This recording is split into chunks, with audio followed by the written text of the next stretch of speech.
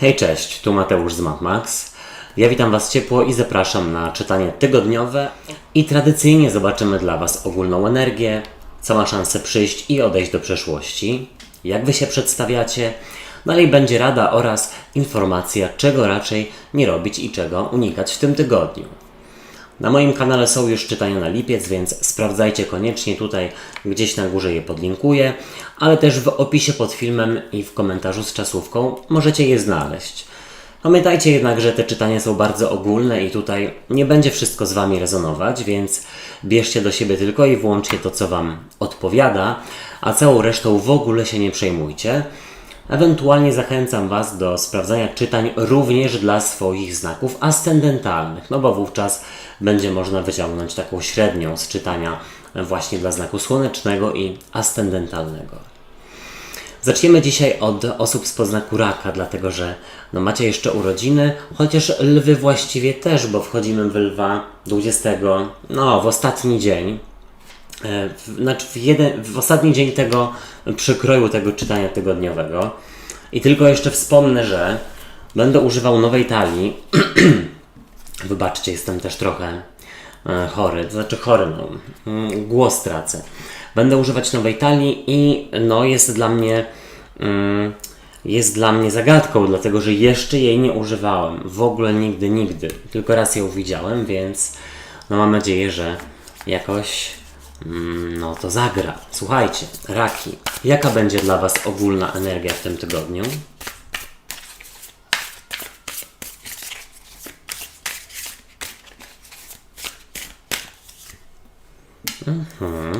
No dobrze. Co do Was przychodzi, co się pojawia?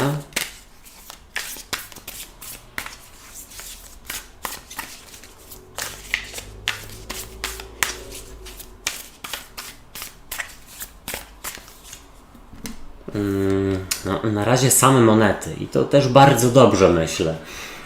Tutaj jest jakaś obfitość. Co odchodzi do przeszłości?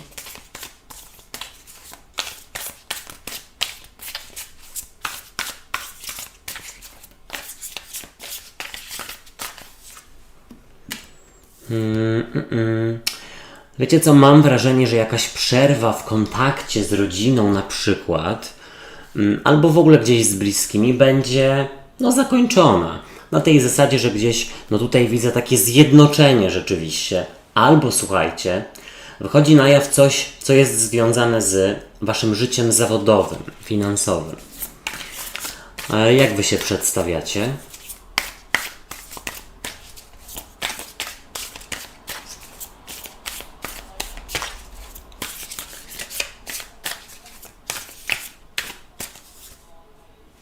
No dobrze, super, naprawdę. Jaka będzie dla Was rada, raki i raczyce?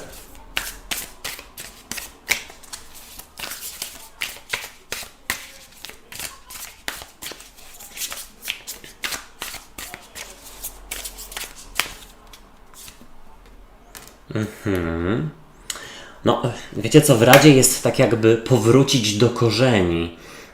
Czego nie robić, czego unikać.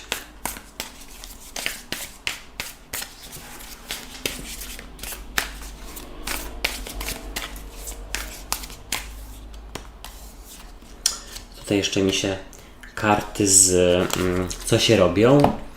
Zczepiają. Słuchajcie, naprawdę ładne czytanie. Powiedziałbym, że i zwłaszcza jest dla osób, które gdzieś ostatnio czuły takie zmęczenie materiałem, zwłaszcza jeśli chodzi o pracę, o życie zawodowe, być może wielość obowiązków, być może jakąś rutynę. Przejdźmy do czytania i zacznijmy od karty z przełożenia. I zobaczcie, jest to 10 buław, a 10 buław tutaj przedstawia taką babuleńkę, która w zimie niesie na swoich barkach drewno do opału najprawdopodobniej. I ta karta mówi właśnie o takiej ciężkiej, mozolnej pracy, o dawaniu z siebie wszystkiego, o braniu gdzieś na swoje barki, takiej odpowiedzialności rzeczywiście. Może nawet jeszcze więcej aniżeli trzeba. I wydaje mi się, że jest to gdzieś energia z poprzednich tygodni, na przykład gdzieś najprawdopodobniej było po prostu bardzo intensywnie. No, ta karta mogłaby w ogóle też sugerować jakieś staranie się, takie naprawdę zaangażowanie się ku wyższym celom, tak bym powiedział. No i czy dla Was tutaj wyższym celem będzie na przykład spotkanie z rodziną, pogodzenie się z kimś, dojście do ładu i składu ze swoimi tutaj relacjami w rodzinie, czy na przykład, słuchajcie, nie wiem, czy staranie się o nową pracę, czy o podwyżkę, to już zależy od Was, bo każdy ma inną sytuację.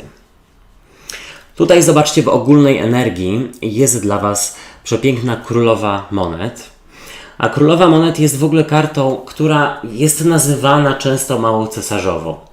W każdym razie ona gdzieś może sugerować tutaj takie, według mnie i też patrząc na ten rozkład, takie ciepło matki, opiekunki, kogoś, kto rzeczywiście gdzieś jest bardzo empatyczny i przy kim się czujecie takie ukojenie po prostu. Mam wrażenie, że w tym tygodniu, zwłaszcza rzeczywiście dla kobiet, tutaj macie, że tak powiem, dosyć równo pod sufitem i czujecie się pewnie w jakiejś sytuacji. Ta karta jak najbardziej mogłaby przedstawiać, słuchajcie, przełożoną lub przełożonego. I w ogóle mi się wydaje, że jeśli chodzi o te sprawy właśnie związane z pracą, z pieniędzmi, z rozmowami kwalifikacyjnymi, to gdzieś tutaj Wasze starania będą zauważone, docenione. Ta karta pokazuje taką dużą obfitość, zwłaszcza w tej talii, i to jest piękne. I słuchajcie, co do Was przychodzi, a jest to jedna z najpiękniejszych kart w tej talii. Słuchajcie, naprawdę. Jest to 10 monet. 10 monet tutaj akurat to jest pięknie pokazane. Właśnie przedstawia, nie tylko, słuchajcie, taką obfitość finansową i poczucie, że wiecie, na czym stoicie, jeśli chodzi o życie zawodowe, finansowe, lub taką, wiecie, wiedzę na temat tego, czego rzeczywiście chcecie zawodowo, ale też i może nawet przede wszystkim, zobaczcie, ta karta przedstawia rodzinę, bliskich, którzy gdzieś tutaj w tym tygodniu są dla Was życzliwi, są bardzo empatyczni, pomocni. Mam wrażenie właśnie, że czujecie w gronie najbliższych takie ukojenie, zwłaszcza jeśli jest tutaj powrót do domu i na przykład odwiedziny dawno niewidzianych bliskich. Tak bym zasugerował. Jak najbardziej. Gdzieś tutaj, słuchajcie, widzę, że przy spotkaniach ze starszyzną albo w ogóle z różnymi pokoleniami jesteście w stanie tak z dystansem troszeczkę spojrzeć na swoje życie i zobaczyć, że wcale u Was nie jest tak źle i nie chodzi mi o to, żeby porównywać się do kogoś, kto ma w cudzysłowie gorzej, ale w ogóle tak gdzieś, wiecie, z boku umieć spojrzeć. I teraz zobaczcie, do przeszłości odchodzi kapłanka. Tutaj ona wygląda jak taka zielarka, bym powiedział, taka może uzdrowicielka. I kapłanka mogłaby, słuchajcie, mówić o jakiejś intrydze, o czymś ukrytym, o czymś niejasnym. I to może być rzeczywiście a propos jakiejś niesnaski, na przykład z kobietą w rodzinie lub w bardzo bliskim otoczeniu, może nawet w pracy. Tylko że właśnie to odchodzi do przeszłości, więc powiedziałbym raczej, że ta niesnaska tutaj się kończy, ale też bym zasugerował, że kapłanka odchodząca do przeszłości może mówić, że będą tutaj dla Was jakieś informacje a propos właśnie spraw zawodowych. Być może, słuchajcie, tu nastąpi jakieś też pogodzenie oraz nawiązanie takiego nici po prostu porozumienia, może nawet z pracodawcą. Tak bym zasugerował. To już a propos, słuchajcie, tych podwyżek czy nowych stanowisk. Tutaj zobaczcie, Wy przedstawiacie się, i to jest, słuchajcie, kolejna według mnie jedna z najpiękniejszych kart w tej talii, bo jest to karta siły. Tutaj taka leśna wróżka na żubrze i karta siły, karta mocy mówi o Waszej odwadze, o pewności siebie, o takim właśnie poczuciu, że naprawdę wiecie, na czym stoicie.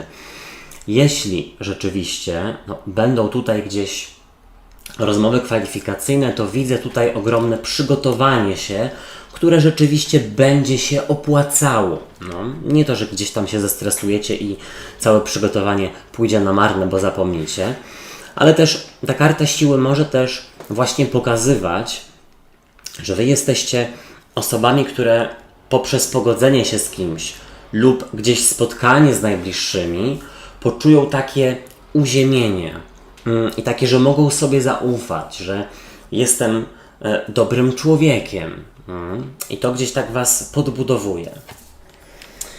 I zobaczcie, w Radzie jest dla was karta szóstki kielichów, a ta karta w ogóle sugeruje z jednej strony no trochę bujanie w obłokach, więc no gdzieś rzeczywiście jest tutaj rada, żeby przygotować się do czegoś, żeby sobie czegoś nie odpuszczać i nie bujać w obłokach, że jakoś tam wyjdzie.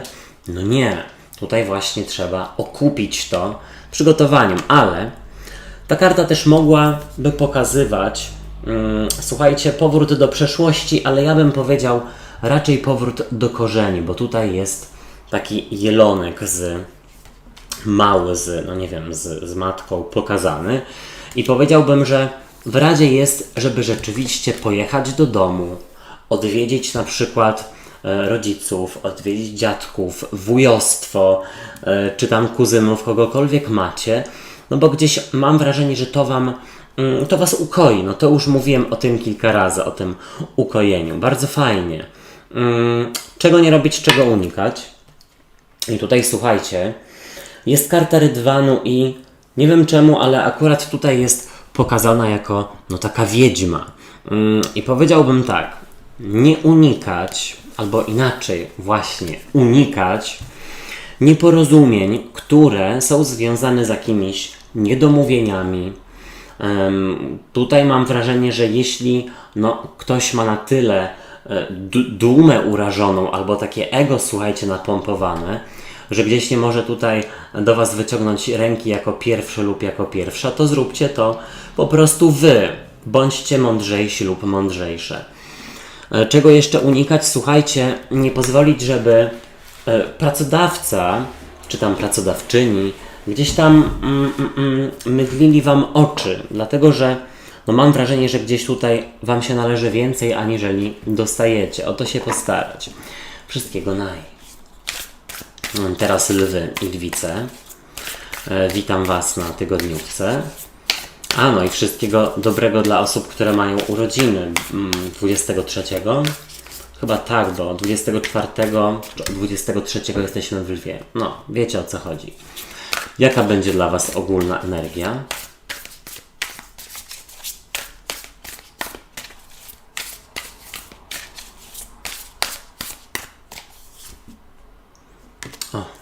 Okej. Co do was przychodzi, co się pojawia?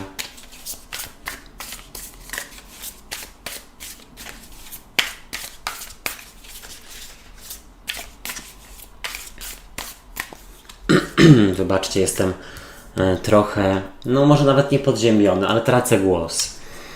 Och, piękna karta do was przychodzi, zwłaszcza w tej talii. Co odchodzi do przeszłości?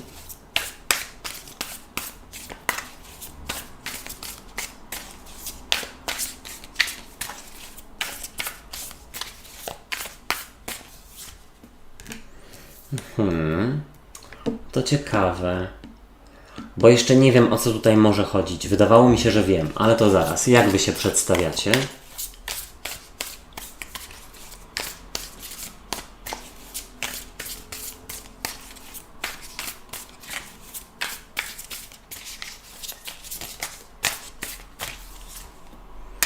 No cóż, jakieś ogromne zaangażowanie, momento.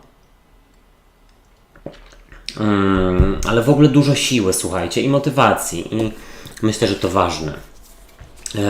Jaka będzie dla was rada?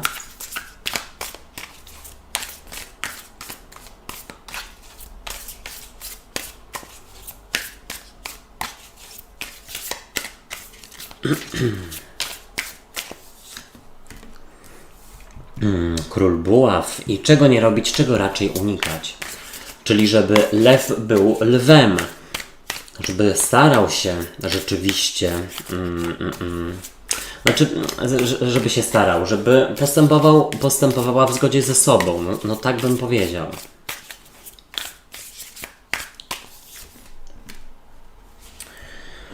No dobrze, słuchajcie, ciekawa rzecz. Ciekawa rzecz, bo tutaj wkradł się też przekaz, może nawet romantyczny, słuchajcie. A propos relacji, która miała gdzieś, ostatnio odejść do przeszłości, ale gdzieś, najprawdopodobniej przychodzi renesans. I zacznę od tego, że z przełożenia jest dla Was 8 kielichów. W tej talii przedstawia ona włóczy kija. Urocza jest ta karta. I słuchajcie, 8 kielichów może mówić właśnie o wyruszaniu w jakąś podróż i zostawianie za sobą czegoś trudnego. Czegoś trudnego być może, co nie wyszło. Na przykład w relacji z osobą, z którą ostatnio było coś nie halo, ale teraz gdzieś decydujecie się na powrót, na to, aby gdzieś relację odnowić, starać się, coś na tej zasadzie. W ogóle mam wrażenie, że jakaś podróż ma Was odmienić. Podróż, która być może odbywa się w tym tygodniu lub odbyła się jakoś przed rozpoczęciem tego tygodnia. Na przykład jak lwy gdzieś sobie tam wyjechały, powiedzmy, może nawet z rodziną, bo tutaj widzę bliskich, na weekend, to mam wrażenie, że da Wam to bardzo dużo takiej otwartości, takiej jasności, zadowolenia. Jak właśnie ma ten włóczyki, który idzie w nową podróż. On tutaj wygląda troszeczkę jak karta głupca. Zobaczcie, w ogólnej energii jest dla Was też przepiękna karta śmierci. I ta karta, powiedziałbym, że w tej talii fantastycznie pokazuje to takie znaczenie. Dlatego, że ta karta sugeruje transformację. Czyli, że coś musi, powiedzmy, umrzeć, zakończyć się, żeby odrodziło się nowe. I tutaj jest, zobaczcie, marzanna, tutaj jest przebiśnieg, tutaj są przebiśniegi. I powiedziałbym, że gdzieś w tym tygodniu czujecie przypływ sił, odrodzenie, zwłaszcza po jakimś tutaj odpoczynkowym weekendzie, czy po jakimś czasie. W ogóle nabieracie nadziei, że coś, na co straciliście lub straciłyście nadzieję, nabieracie nadziei, że to ma sens, że to wyjdzie, że to się opłaca. Tutaj bym też powiedział, że w jakiejś relacji, zwłaszcza takiej, która wisiała na włosku, słuchajcie, może rzeczywiście nastąpić to odrodzenie, ten powrót, to takie, słuchajcie, taki powrót sił do tego, aby o te relacje gdzieś walczyć, zabiegać i to wcale, słuchajcie, nie musi być związane z czym? Z relacją romantyczną. Tutaj też widzę, słuchajcie, nawet jakieś rozstanie u pewnych lwów lub lwic z kim, nie wiem, czy z pracodawcą, czy z partnerem, ale jako, że przychodzi do Was przecudowna karta trójki kielichów, tutaj przedstawiająca raczej takie wodne stworzenia, świtezianki, nie wiem, czy tak można powiedzieć, które gdzieś tutaj wznoszą kielichy do góry i jest to karta radości, zadowolenia i poczuciu jakiegoś zwycięstwa. Także możecie sobie przybić tutaj 5. Zwłaszcza dla osób, które wybrały nową drogę, które wybrały tutaj gdzieś zakończenie współpracy, na przykład z pracodawcą. Ewentualnie trójka kielichów w ogóle tutaj gdzieś sugeruje, że jest radość w związku z odnowieniem relacji, bądź po prostu odnowieniem sił witalnych po ostatnich dniach, na przykład weekendowych, albo w ogóle jakiegoś odpoczynku. Tutaj zobaczcie, to jest ciekawe, bo do przeszłości odchodzi karta pazia kielichów. A paź kielichów w negatywie mógłby pokazywać osobę, która gdzieś jest taka niepoważna, nie wie czego chce, daje sprzeczne sygnały. Tutaj pojawi się, ale właściwie nic takiego poważnego. Da jakiś tam, wiecie, mały znaczek, zaczepi, ucieknie, znowu się pojawi. Także wiecie, nie wiecie na czym stoicie. Relacja z taką osobą odchodzi. Co mam na myśli? Albo tutaj ktoś się określa, albo po prostu dajecie sobie spokój z kimś, kto mydli Wam oczy, ku zadowoleniu swojemu i ku rzeczywiście nadziei i pewności, że czeka Was coś lepszego. Słuchajcie, w tym tygodniu może być rzeczywiście mniej czasu na jakieś świętowanie czy spotkania w gronie bliskich. Być może trzeba odrobić zaległości z poprzednich dni wolnych, ale to nic. Tak czy siak macie dużo siły i motywacji, bo zobaczcie, tutaj jest karta, wy przedstawiacie się jako 10 buław, a jest to karta właśnie takiego wysiłku, ambicji. Jest to karta, która mówi o tym, że wiecie, dokąd zmierzacie i wiecie, że ma to sens. Dlatego, że tutaj jest babuleńka, która niesie sobie drewno na opał. Ona wie, że jeszcze chwilę, ona to doniesie, i zaraz będzie miała ciepło, więc tutaj jest dużo z Waszej strony motywacji po prostu do codziennych spraw. Ale też troszeczkę mam wrażenie, że w relacjach takich trudnych zrzucacie sobie troszeczkę ciężar z pleców i dzielicie się z inną osobą. Niech też tutaj, słuchajcie, rąk nie umywa. W Radzie jest karta Króla Buław, a Król Buław to Baran, Lew lub Strzelec, czyli przedstawiciel Trygonu Ognia. I ta karta sugeruje, żeby postępować w zgodzie ze sobą. Nie podkładać się, nie być osobą uległą, gdzieś tutaj pokazywać swoje granice, zwłaszcza jeśli ktoś chce wrócić, to tutaj, słuchajcie, stanowczo i na jakichś w ogóle zasadach. Ta karta też sugeruje, żeby gdzieś wykazać się w pracy takimi zdolnościami organizacji, delegowania, zarządzania, bo to gdzieś zaplusuje.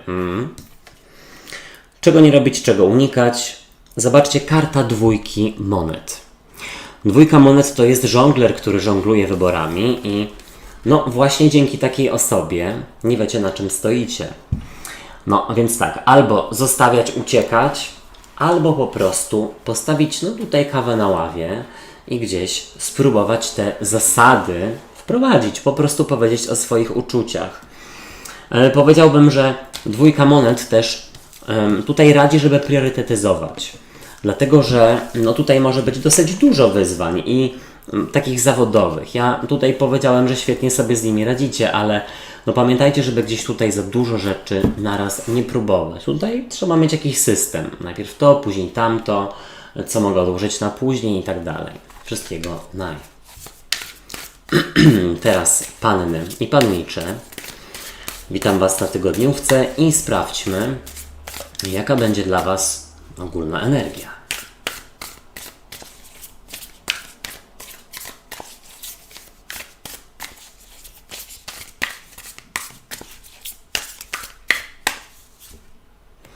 Okej.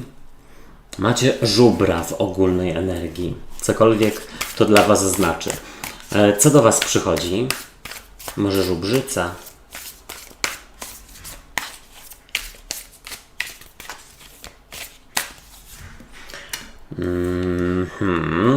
Też całkiem nieźle. Co odchodzi do przeszłości?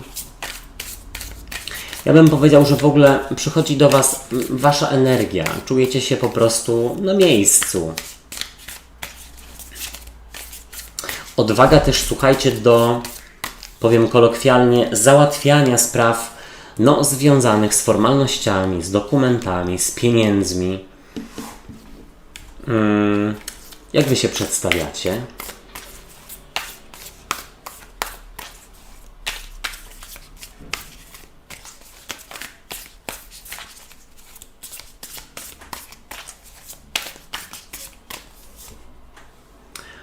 Świetnie, słuchajcie, naprawdę niezły rozkład. I też w ogóle od razu zaznaczę, że możecie spać spokojnie, bo tutaj gdzieś niespokojny sen odchodzi do przeszłości, co jest ważne. Słuchajcie, nawet jako, że jestem po urlopie, nadal mi się źle śpi. Jaka będzie dla Was rada? To znaczy, podczas urlopu było tak ok.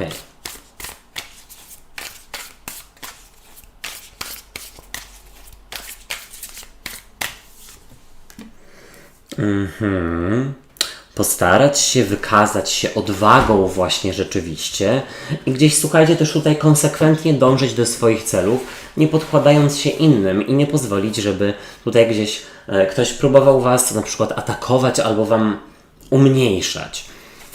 Czego nie robić, czego unikać.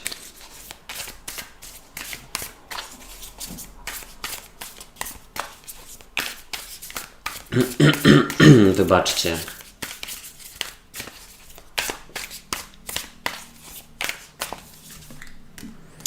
O, pojawiły się, słuchajcie, 2 asy. I no, jeden z nich właściwie... dobra, nieistotne. No bo mam nową talię, słuchajcie, pierwszy raz je używam i tak się zachwycam nad każdą kartą, więc może to trochę potrwać. Ale zacznijmy właściwie.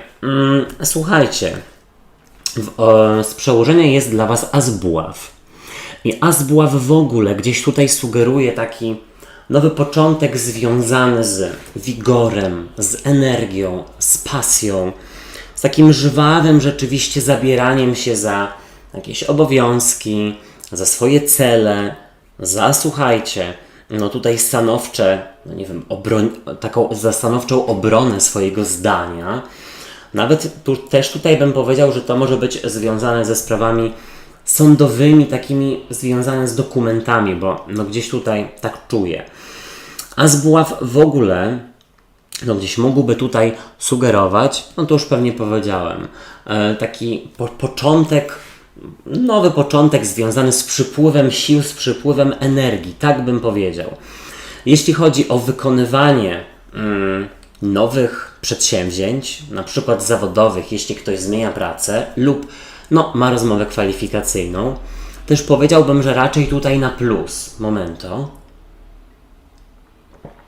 Powinienem tutaj syrop pić zamiast soku. Słuchajcie, no właśnie. W ogólnej energii macie kartę siły. Tutaj jest leśna wróżka na żubrze.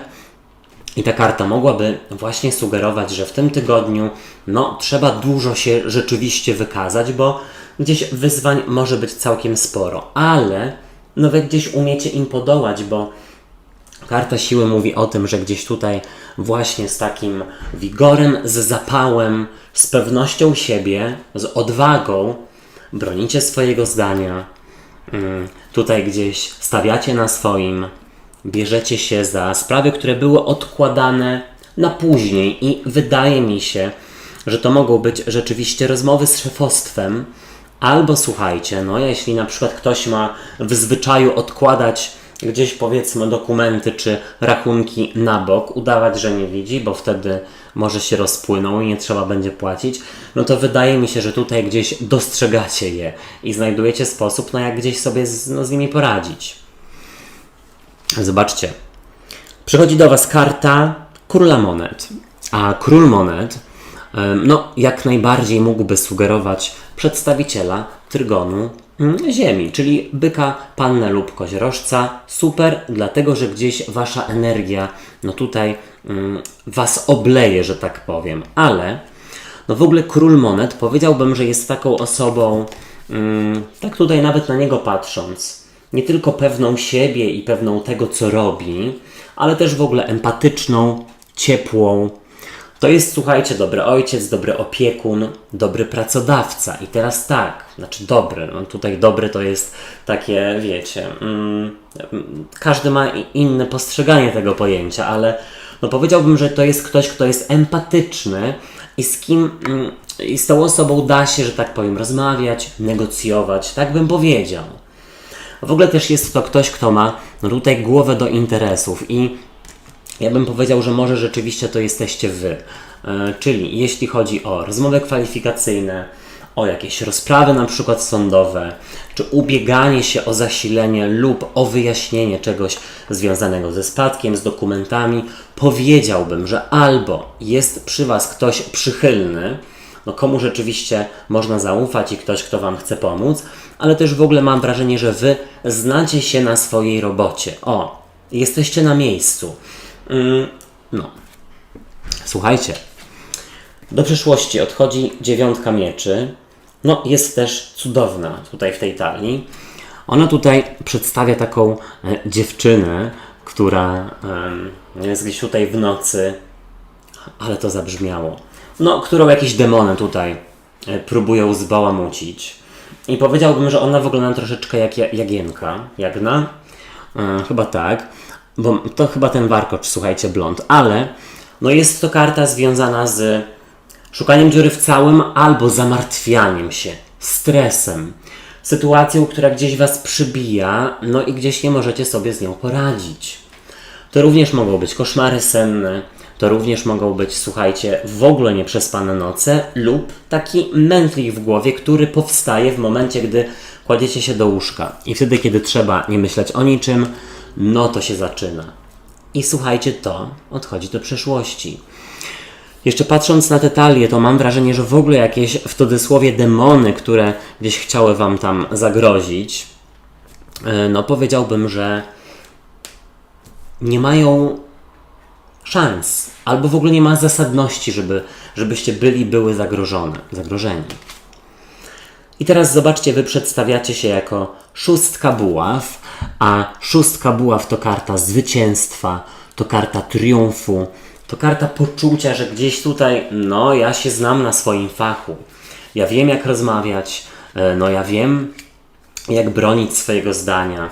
Ja jestem osobą konsekwentną, która gdzieś tutaj rzeczywiście nawet ma przy sobie czy za sobą osoby wspierające i razem gdzieś tworzycie jakiś zgrany zespół. Czy jeśli chodzi o, słuchajcie, życie zawodowe, a może to czytanie jest w ogóle a propos relacji, na przykład. Tutaj pewien pannicz mi zasugerował ostatnio, że as podbija wszystkie karty związane z czym?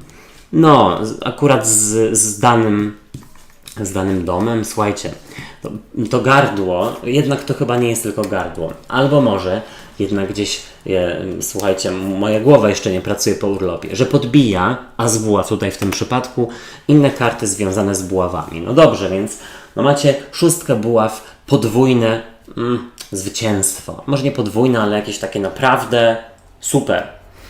Coś, co zrobi wam tydzień. W radzie jest, słuchajcie, siódemka buław. A siódemka buław to jest, słuchajcie, tutaj takie odpychanie ataków. To jest umiejętność właśnie bronienia, obrony swojego zdania. I ta karta sugerowałaby odwagi. Idźcie do swojego celu, rozmawiajcie o tym, o czym chcecie rozmawiać, negocjujcie. Dlatego, że tutaj jasne, gdzieś będziecie spotykać na swojej drodze osoby, które może rzeczywiście będą chciały wam, może nawet nie tyle, że zaszkodzić, ale zrobić na złość, ale to nic, to jest, słuchajcie, ich problem. To oni sobie niszczą energię, że tak powiem, a nie wy, czyli odwaga. Tutaj, no, rzeczywiście odepchnąć, postawić jasno granicę, postarać się o coś, na czym wam zależy.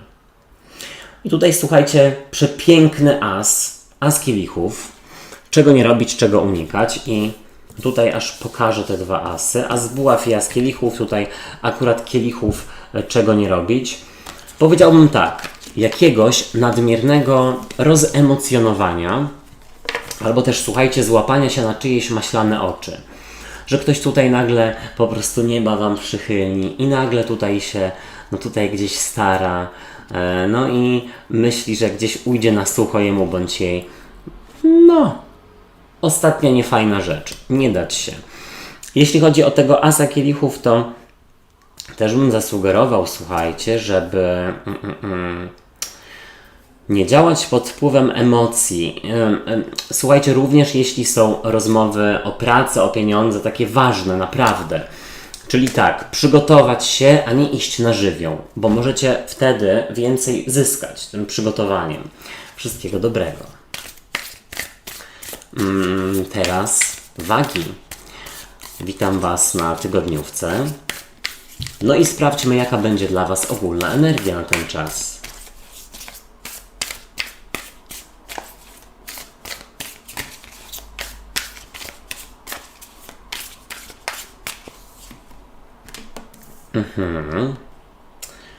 Tutaj jakaś radość, bym powiedział, pogoda ducha, ale trochę głupotka u kogoś z Waszego otoczenia. Co do Was przychodzi?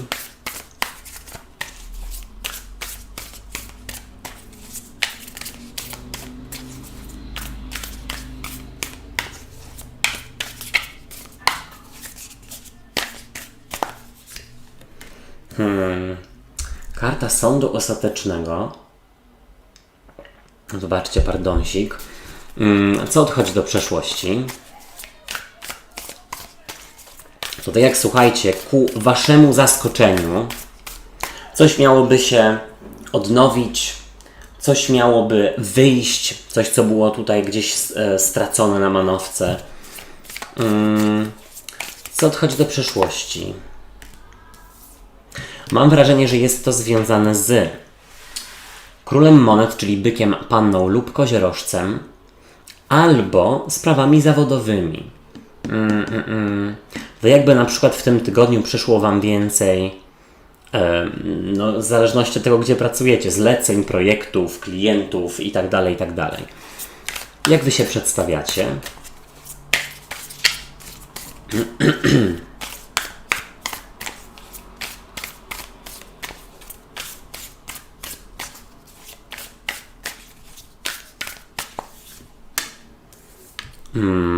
To ciekawe, słuchajcie, bo wy się przedstawiacie na to wszystko jako piątka monet.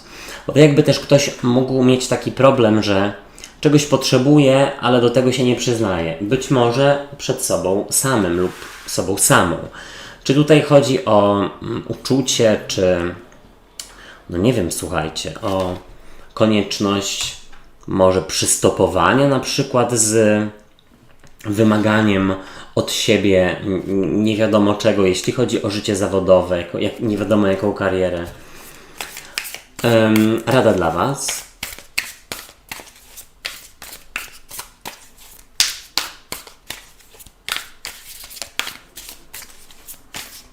Słuchajcie, no naprawdę pierwszy raz używam tej talii i jak na nią patrzę, jak na te karty, to tak mi się miło robi, bo no, ona jest związana z słowiańskimi legendami, które bardzo lubię. No i w ogóle ten nastrój taki słowiański mi tutaj bardzo odpowiada. Kojarzy mi się trochę z dzieciństwem, szczerze mówiąc. No dobra, słuchajcie. No ewidentnie gdzieś tutaj byk się pojawił. Ale też powiem, że jest dwóch, słuchajcie, paziów, buław oraz kielichów. I ten jeden z nich może mówić o komunikacji, drugi o zaskoczeniu również. Ale zacznijmy od tego, że z przełożenia, niech ja się tutaj jemu przyjrzę, trochę wygląda jak pustelnik, ale nie. To jest, słuchajcie, karta kapłana. I kapłan, no to jest właśnie karta, która odpowiada, która przedstawia byka, no ewentualnie pannę lub koziorożca, czyli właśnie ten trygon ziemi. Ale powiedziałbym, że ta karta tutaj sugeruje, że wy macie gdzieś pełną kontrolę, albo odzyskujecie rzeczywiście kontrolę, albo nad sytuacją zawodową, albo rzeczywiście nad pieniężną, albo nad swoimi emocjami, bo mam wrażenie, że ostatnio mogło być lekkie rozedrganie, również związane z tym, że nie wiecie, co macie zrobić. I wydaje mi się, że to jest właśnie a propos spraw zawodowych związanych z pieniędzmi, albo właśnie z relacją.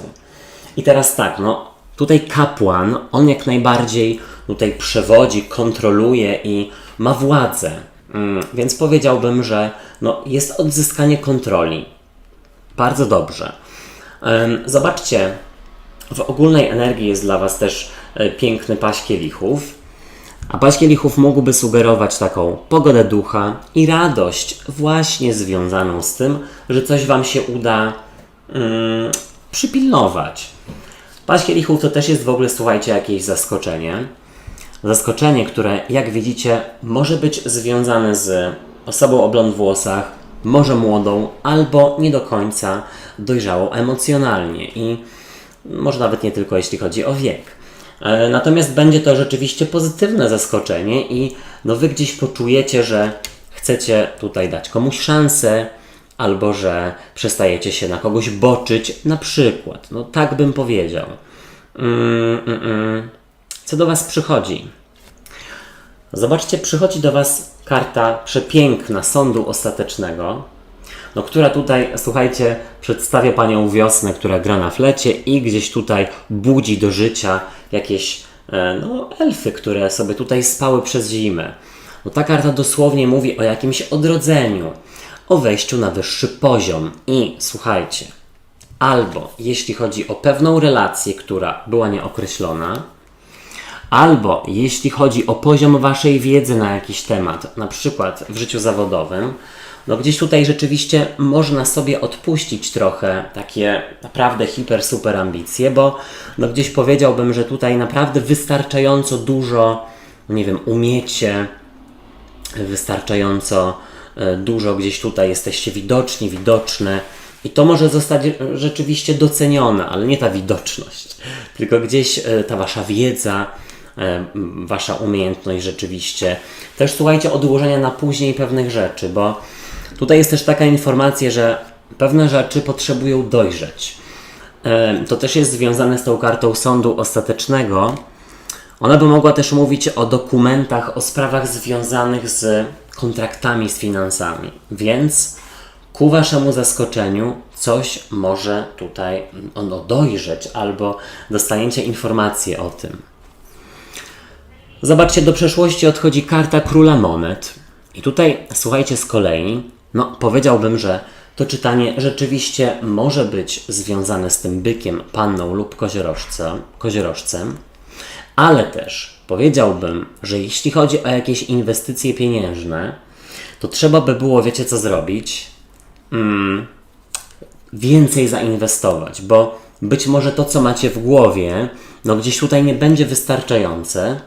I tu jest pokazane, że ktoś, kto zna się na pieniądzach, na dokumentach, na kontraktach, no może gdzieś tutaj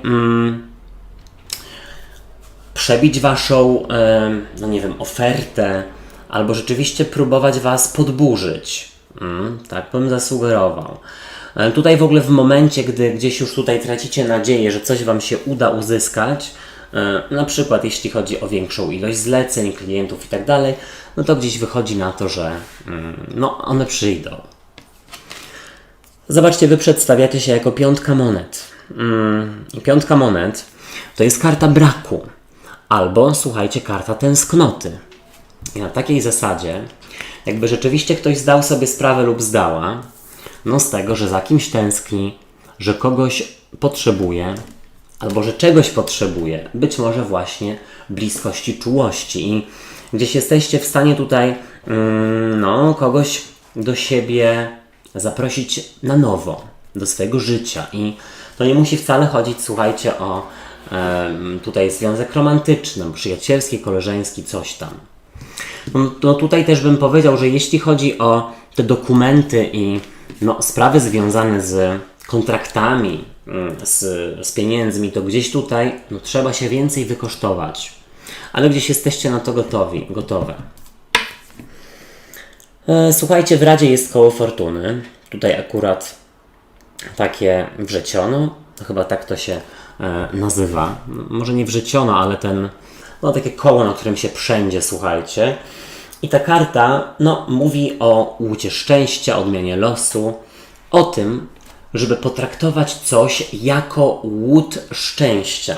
I teraz tak, jeśli rzeczywiście pewna inwestycja bądź relacja była odłożona na później, to teraz najprawdopodobniej no, jest czas, żeby rzeczywiście ją pozyskać, żeby ją, no nie wiem, odbić, żeby więcej zainwestować, bo to, co się pojawi tutaj w najbliższym czasie, jest po prostu dla was i temu należy zaufać. O, tutaj też informacja, żeby nie obawiać się, dawać komuś kolejną szansę.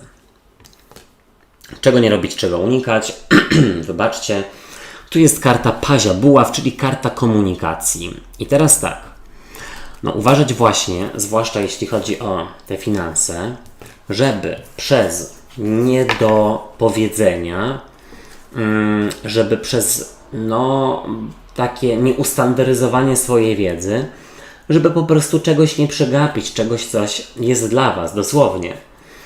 Ta karta też mówi o tym, żeby nie unikać kogoś, kto chce się starać i chce rozmawiać, no, bo ten Paź Buław jest takim posłańcem, on mówi o komunikacji, ale on jest taki bardzo, no naprawdę zmotywowany, żeby tutaj o kogoś zawalczyć, czy spróbować, no tak, wszystkiego naj.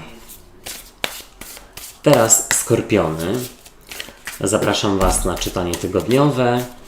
No i sprawdźmy, jaka będzie dla Was ogólna energia.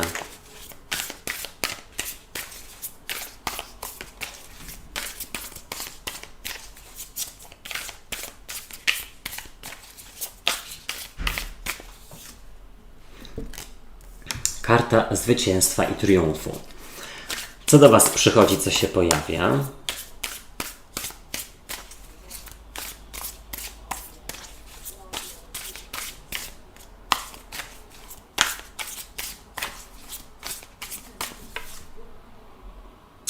O, no słuchajcie, tej karty jeszcze nie widziałem w tej talii, bo używam jej pierwszy raz.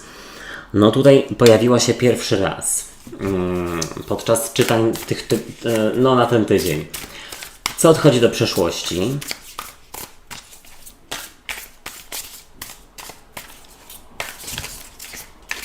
A to jest ciekawe, bo akurat w tej talii jest przedstawiona zupełnie inaczej, aniżeli do tej pory widziałem. Czyli bardziej jakieś uziemienie bym tutaj powiedział, aniżeli no roztańczenie, bieganie. No dobra, jak Wy się przedstawiacie? Chociaż słuchajcie, no bo ona tutaj przedstawia taką panią wiosnę i mi się wydaje, że ona jest po prostu zadowolona, że gdzieś tutaj świat odżywa po zimie. No to miałoby sens.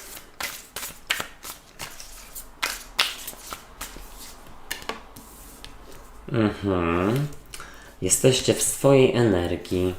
Jaka będzie dla Was rada?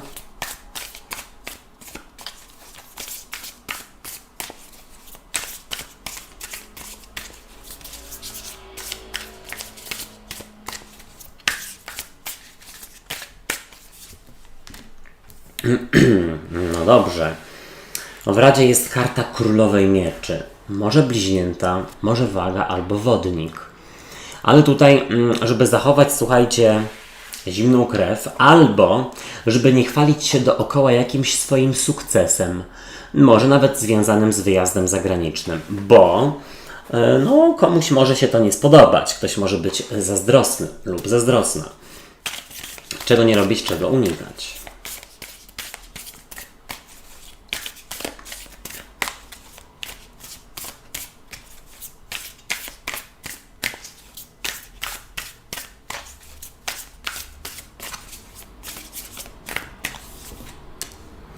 O, piękny. Tutaj jest pustelnik. Czego nie unikać? Czego unikać? Słuchajcie, no niesamowicie. Niesamowicie tak się zachwycam tymi obrazkami, bo no tutaj z kolei Kmicic. Tak mi się kojarzy ta karta maga, ale to już zaraz. Okej. No takie ludowe są te karty. Fajne. Bardzo mi się to podoba. Słuchajcie, z przełożenia jest dla Was karta maga właśnie, tutaj z kogutem siedzącym mu na ramieniu. No i ta karta mogłaby mówić o Was, czyli o tym, że jesteście w takiej energii, że macie zapał, macie motywację, no czujecie, że gdzieś tutaj umiecie też odpowiednio kogoś zaczarować lub siebie sprzedać, no żeby rzeczywiście osiągnąć jakiś swój cel. Tak bym powiedział. Karta maga sugeruje, że macie wszystkie narzędzia do tego, aby coś wykonać, no a gdzieś tutaj opłaca się starać, zwłaszcza w tym tygodniu. I w ogóle, co ja tutaj chciałem powiedzieć, no że mag gdzieś tutaj... A no tyle. No, znaczy, chciałem coś ważnego powiedzieć, ale mi, słuchajcie, wypadło z głowy. No, mam nadzieję, że mi się przypomni. A już wiem. Główka pracuje. No jest to karta manifestacji, więc no gdzieś wydaje mi się, że w tym tygodniu jest do osiągnięcia rzeczywiście coś, o co były starania. Takie ogromne starania Wasze. Może to być nawet związane z relacją z osobą, no, z którą nie wiecie, na czym stoicie. Słuchajcie, w ogólnej energii jest dla Was karta szóstki buław, a jest to karta zadowolenia, triumfu, radości i takiego poczucia, że no gdzieś tutaj udało mi się. No gdzieś tutaj rzeczywiście triumfujecie. Być może dlatego, że dojdziecie do jakiegoś upragnionego celu. No, czy to jest związane z, słuchajcie, podróżą, czy z zakupieniem, słuchajcie, działki na przykład, tak mi to tutaj wygląda. Tego już nie wiem, to zależy od waszej sytuacji. W razie czego sprawdzajcie wasze znaki ascendentalne. Ale w ogóle no, jest to energia zwycięstwa i powiedziałbym, że w tym tygodniu triumfujecie i też czujecie, że macie zespół zgrany osób, które was wspierają i też przyczyniają się do waszego sukcesu wspólnego. Czy jeśli chodzi o pracę, czy o rodzinę na przykład, bądź przyjaciół, sprzyjających przyjaciół. I tutaj zobaczcie, jest dla was karta świata. Karta świata mogłaby sugerować taki nowy początek, taką możliwość zapuszczenia korzeni na nowo. I to wcale nie chodzi tutaj o jakiejś rutynie na przykład, ale bardziej o tym, że na przykład jest tutaj powodzenie i takie umiejętności, jeśli chodzi o negocjacje i rozmowy, a propos kupowania nowych działek, a propos spadków, a propos mieszkań, również a propos znalezienia okazji do wyjazdu za granicę, na przykład w przystępnej cenie, no tak bym powiedział. Karta świata tutaj gdzieś pokazuje, że wierzycie, tutaj patrząc na cały rozkład, że gdy rzeczywiście wierzycie w swoje możliwości, no i czujecie takie, kurczę, no, umiecie siebie docenić, że no rzeczywiście gdzieś tutaj widzicie w sobie potencjał, to, że się na czymś bardzo znacie. O. Słuchajcie, co odchodzi do przeszłości? Piękna karta, cudowna. Tutaj dziewczyna podlewa słoneczniki. Ta karta sugeruje cierpliwość, oczekiwanie, no i w ogóle pielęgnowanie czegoś, no żeby widzieć rezultaty, żeby coś osiągnąć. I to odchodzi do przeszłości. Czyli co? No gdzieś wychodzi na to, że no tutaj ta pielęgnacja, to pielęgnowanie, to angażowanie się w coś, wkładanie w to rzeczywiście swojego serca, czy zaangażowania w ogóle fizycznego, emocjonalnego przyniesie rzeczywiście skutki, rezultaty. Tutaj powiedziałbym, że coś wyczekiwanego, no jesteście sobie w stanie w tym tygodniu po prostu gdzieś wywalczyć. Tak bym nawet zasugerował gdzieś. Zobaczcie, wy przedstawiacie się jako karta Pazia Kielichów, a Paź Kielichów to jest właśnie przedstawiciel trygonu wody, czyli rak, skorpion, ryby, więc jesteście gdzieś w swojej energii. I Paź Kielichów to jest, słuchajcie, zaskoczenie. No więc gdzieś rzeczywiście ku waszemu zaskoczeniu, no albo uda się znaleźć ciekawą ofertę, tańszą na przykład, aniżeli do tej pory się pokazywały, wyjazdu.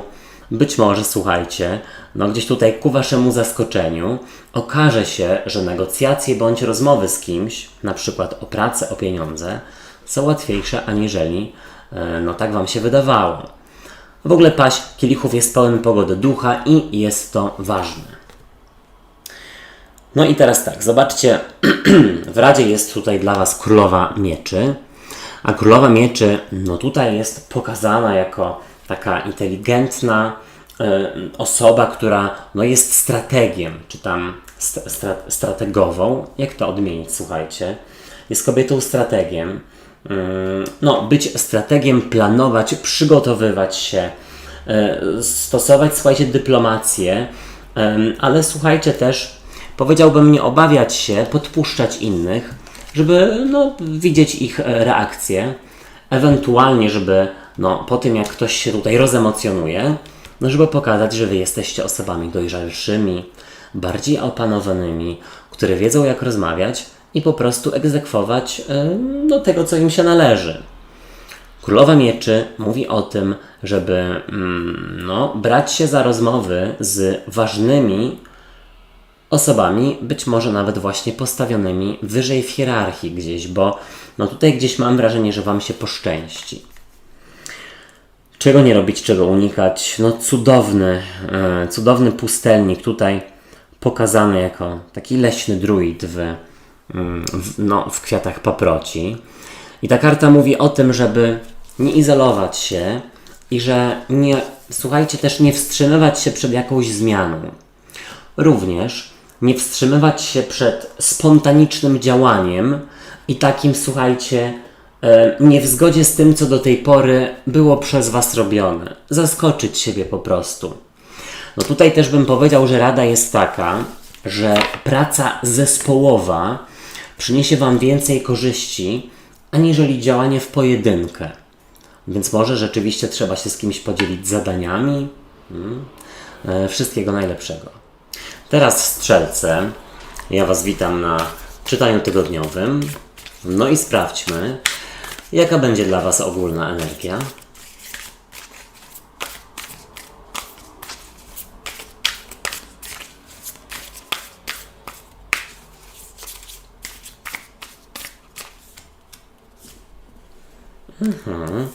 Karta komunikacji. Co do Was przychodzi, co się pojawia?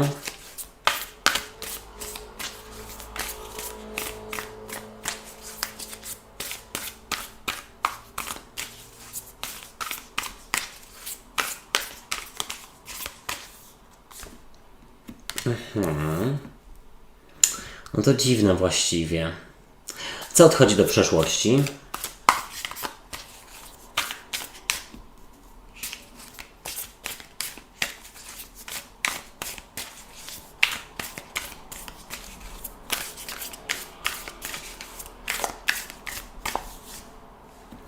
Słuchajcie, no to tak jakby albo jakbyście Strzelce się bały,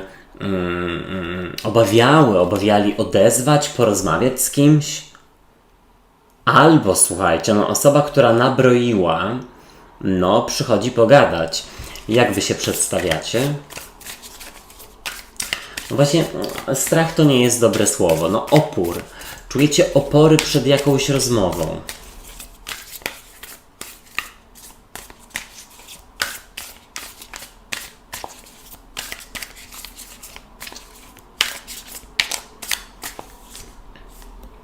Okej, o, jaka ładna ta karta, słuchajcie. No jeszcze mi się nie trafiła. No bo jak już zapewne wiecie, mam nową talię i używam jej pierwszy raz. Okej, no słuchajcie, nie ma się czego bać. Może nawet nie to, że ku lepszemu, ale strach ma wielkie oczy i słuchajcie, w Waszym przypadku to już w ogóle.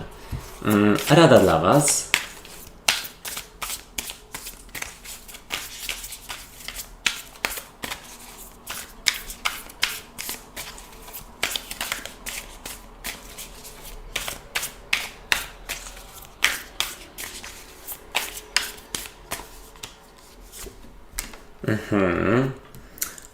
Czego nie robić, czego raczej unikać?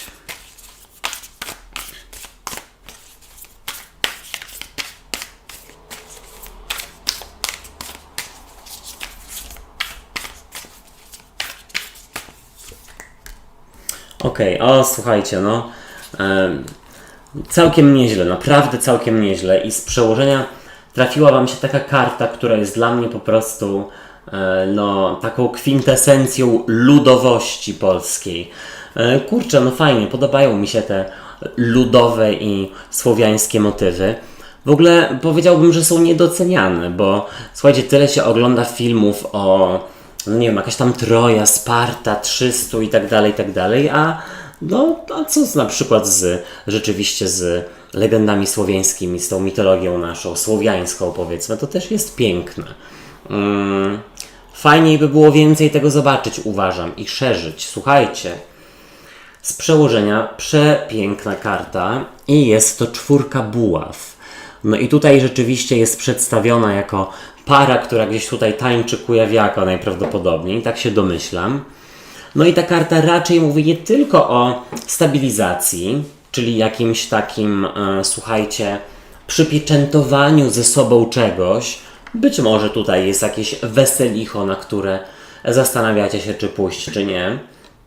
Ale, i może nawet przede wszystkim, w tej talii, no to bardzo tutaj widać, że ta karta przedstawia zabawę, radość, spotkanie na jakimś, no najprawdopodobniej na jakiejś uroczystości rodzinnej. Tak bym powiedział. I teraz tak, no patrząc na ten rozkład, w ogóle widzę tutaj jakiś ślub, zaręczyny i Nie mówię, że u Was, może gdzieś tam w gronie Waszych bliskich, a może będzie w ogóle jakieś zaproszenie. No w każdym razie tutaj powiedziałbym, że dwie strony dochodzą do ładu, do składu. Tu jest jakiś rozejm, tu jest jakieś zawarcie ze sobą paktu, jakiejś unii i ku temu no właśnie jest zadowolenie. Bardzo fajnie. I teraz tak, zobaczcie. W ogólnej energii jest tutaj z kolei karta Pazia Buław. A Paź Buław jest kartą komunikacji, dlatego że no gdzieś ten mały Paź Buław właśnie on te wieści niesie, on próbuje, on gdzieś tutaj no dobija się i powiedziałbym tak, będzie to rzeczywiście tydzień rewelacji, nowości i rozmów, być może rozmów, które rzeczywiście doprowadzą Was do tego, że tutaj z kimś się pogodzicie, tutaj być może nawet będą jakieś zaproszenia jako no, para, osoba towarzysząca dla kogoś, kto Was zaprosi. Na co?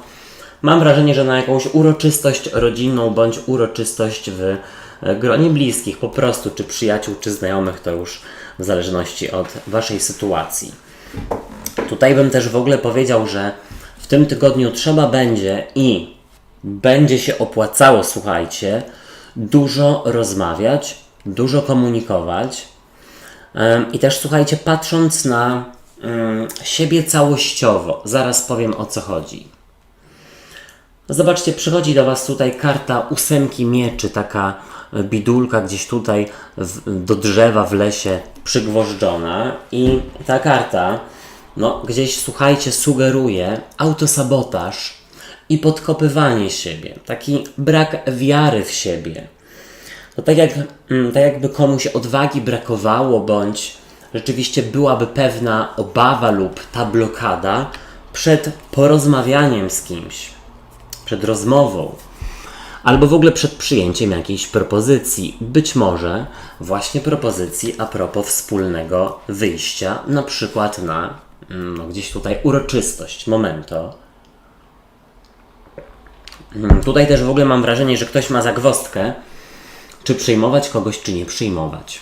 I teraz tak, a propos tego, słuchajcie, spojrzenia całościowo na siebie, no to jest tak, że być może gdzieś część z Was ma taką część w sobie, taką troszeczkę nostalgiczną, troszeczkę niepocieszoną, trochę smutną. Jasne, każdy z nas taką ma.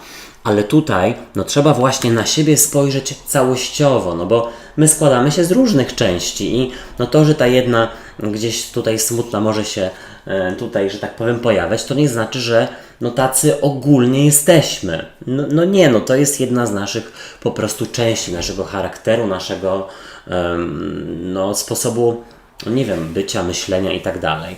W każdym razie może być rzeczywiście autosabotaż przed pojednaniem się z kimś, rozmową, przyjęciem czyjejś propozycji. No, po prostu. Zobaczcie. Do przeszłości odchodzi tutaj z kolei karta Króla Monet. No a Król Monet przedstawia trygon Ziemi, byka, panny lub koziorożca. W ogóle, słuchajcie, Król Monet, tak patrząc na cały rozkład, tutaj kojarzy mi się z czyimś ojcem, z teściem, albo z matką lub z teściową. No i gdzieś mi się wydaje, że tutaj ktoś no, będzie musiał się wykosztować na weselicho czyjeś. Być może, słuchajcie, no swoje dzieci tutaj, jak macie, niedługo gdzieś wyprawiacie, że tak powiem. Ale też bym zasugerował, że tutaj osoba, która jest wyżej postawiona w hierarchii i osoba, która na przykład no, jest pracodawcą, powiedzmy, albo kimś, kto no tutaj jakby do kogo decyzja należy a propos ulokowania w czymś pieniędzy, no to powiedziałbym, że z tą osobą jest łatwiej rozmawiać w tym tygodniu, aniżeli zazwyczaj, aniżeli Wam się wydaje. No, strach ma wielkie oczy, to już sobie powiedzieliśmy. I teraz tak, Wy się przedstawiacie przepięknie, bo zobaczcie, jest to karta dwójki kielichów i no, nie powiem, ale w tej talii, jeszcze w ogóle w połączeniu, słuchajcie, z czwórką buław, no to wygląda po prostu jak jakaś zabawa weselna, jak jakiś ślub. I powiedziałbym, że tak, tutaj w tym tygodniu jesteście w stanie rzeczywiście z kimś się pogodzić, pojednać, powiedzieć sobie tak, dać komuś szansę, wybaczyć. Tak bym powiedział. Jeśli chodzi o sytuacje związane z finansami, z pieniędzmi, bo no pamiętajcie, że tutaj nie musi być wcale ten przekaz romantyczny. Może być, ale nie musi, no. Jeśli to z Wami nie rezonuje, to sprawdźcie czytania też dla swoich znaków ascendentalnych albo dla swoich partnerów lub partnerek. Ale tutaj też widzę, słuchajcie, pojednanie się z drugą stroną lub dojście do porozumienia, jeśli chodzi o Wasze bezpieczeństwo życiowe. A co się z tym wiąże? No słuchajcie, pieniądze, kontrakty, praca i tak dalej. No słuchajcie, tak to jest. Słuchajcie, w Radzie macie super kartę, bardzo już ją lubię, jest cudowna. I jest to karta siły i karta mocy. Czyli właśnie wprost przeciwnie do tej 8 mieczy. No tutaj zachować się z pewnością siebie, pamiętać o gdzieś tutaj swoim honorze, o tym, ile tak naprawdę znaczycie i tak jakby całościowo na siebie spojrzeć, a nie na tą swoją na przykład smutną lub bojaźliwą część.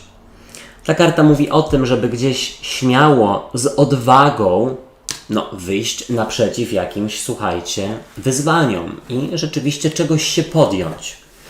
W ogóle też, słuchajcie, z odwagą i takim charakterem, tutaj zabierać się za rozmowy z ważnymi osobami, od których być może rzeczywiście zależałoby,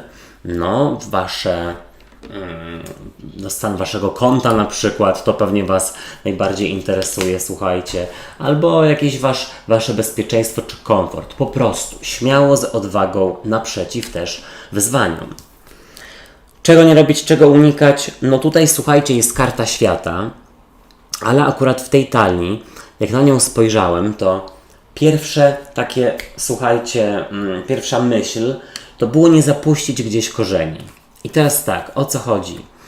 Tutaj może też, słuchajcie, chodzić o to, żeby starać się zmieniać sposób myślenia o samym sobie bądź o sobie samej, bo jeśli codziennie przez, 25-30 lat, czy tam 5 czy 3, myślimy o sobie w sposób negatywny i krytykujemy siebie na przykład, to w końcu po prostu gdzieś tutaj się koduje. Trzeba się zastanowić nad tym, czy rzeczywiście ten krytycyzm wobec siebie, czy ma sens, a może jest po prostu odpowiedzią na to, jak ktoś kiedyś Was krytykował w przeszłości, w dzieciństwie. Ta karta też sugeruje znowu, żeby nie obawiać się podejmować wyzwań nowych. Wszystkiego na. Teraz koziorożce. Witam Was na tygodniówce. I sprawdźmy, jaka będzie dla Was ogólna energia.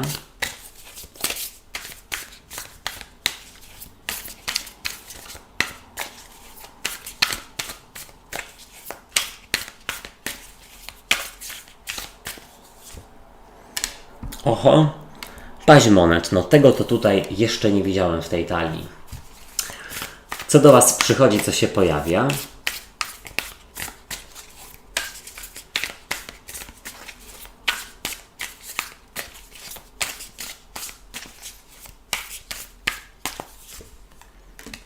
Dobrze, słuchajcie, kto szuka, nie błądzi. Tak się chyba mówi, prawda? Opłaca się próbować. Czego... nie, przepraszam. Co odchodzi do przeszłości?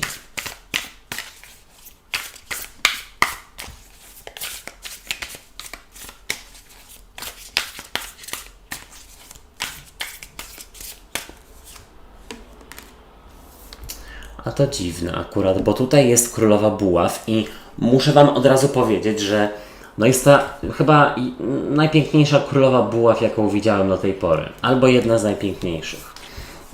Jak Wy się przedstawiacie?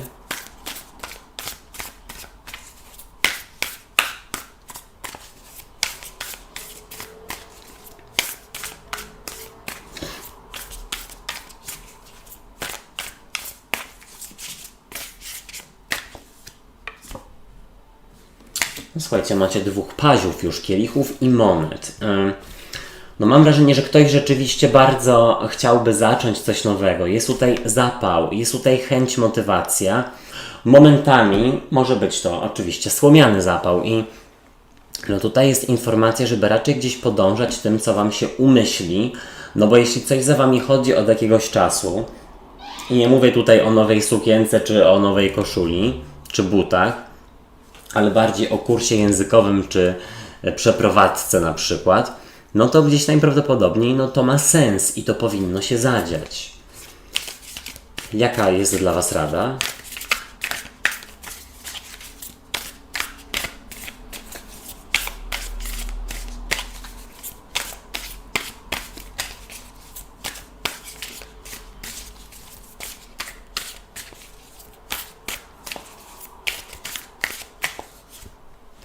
Rada to koło fortuny i czego nie robić, czego raczej unikać.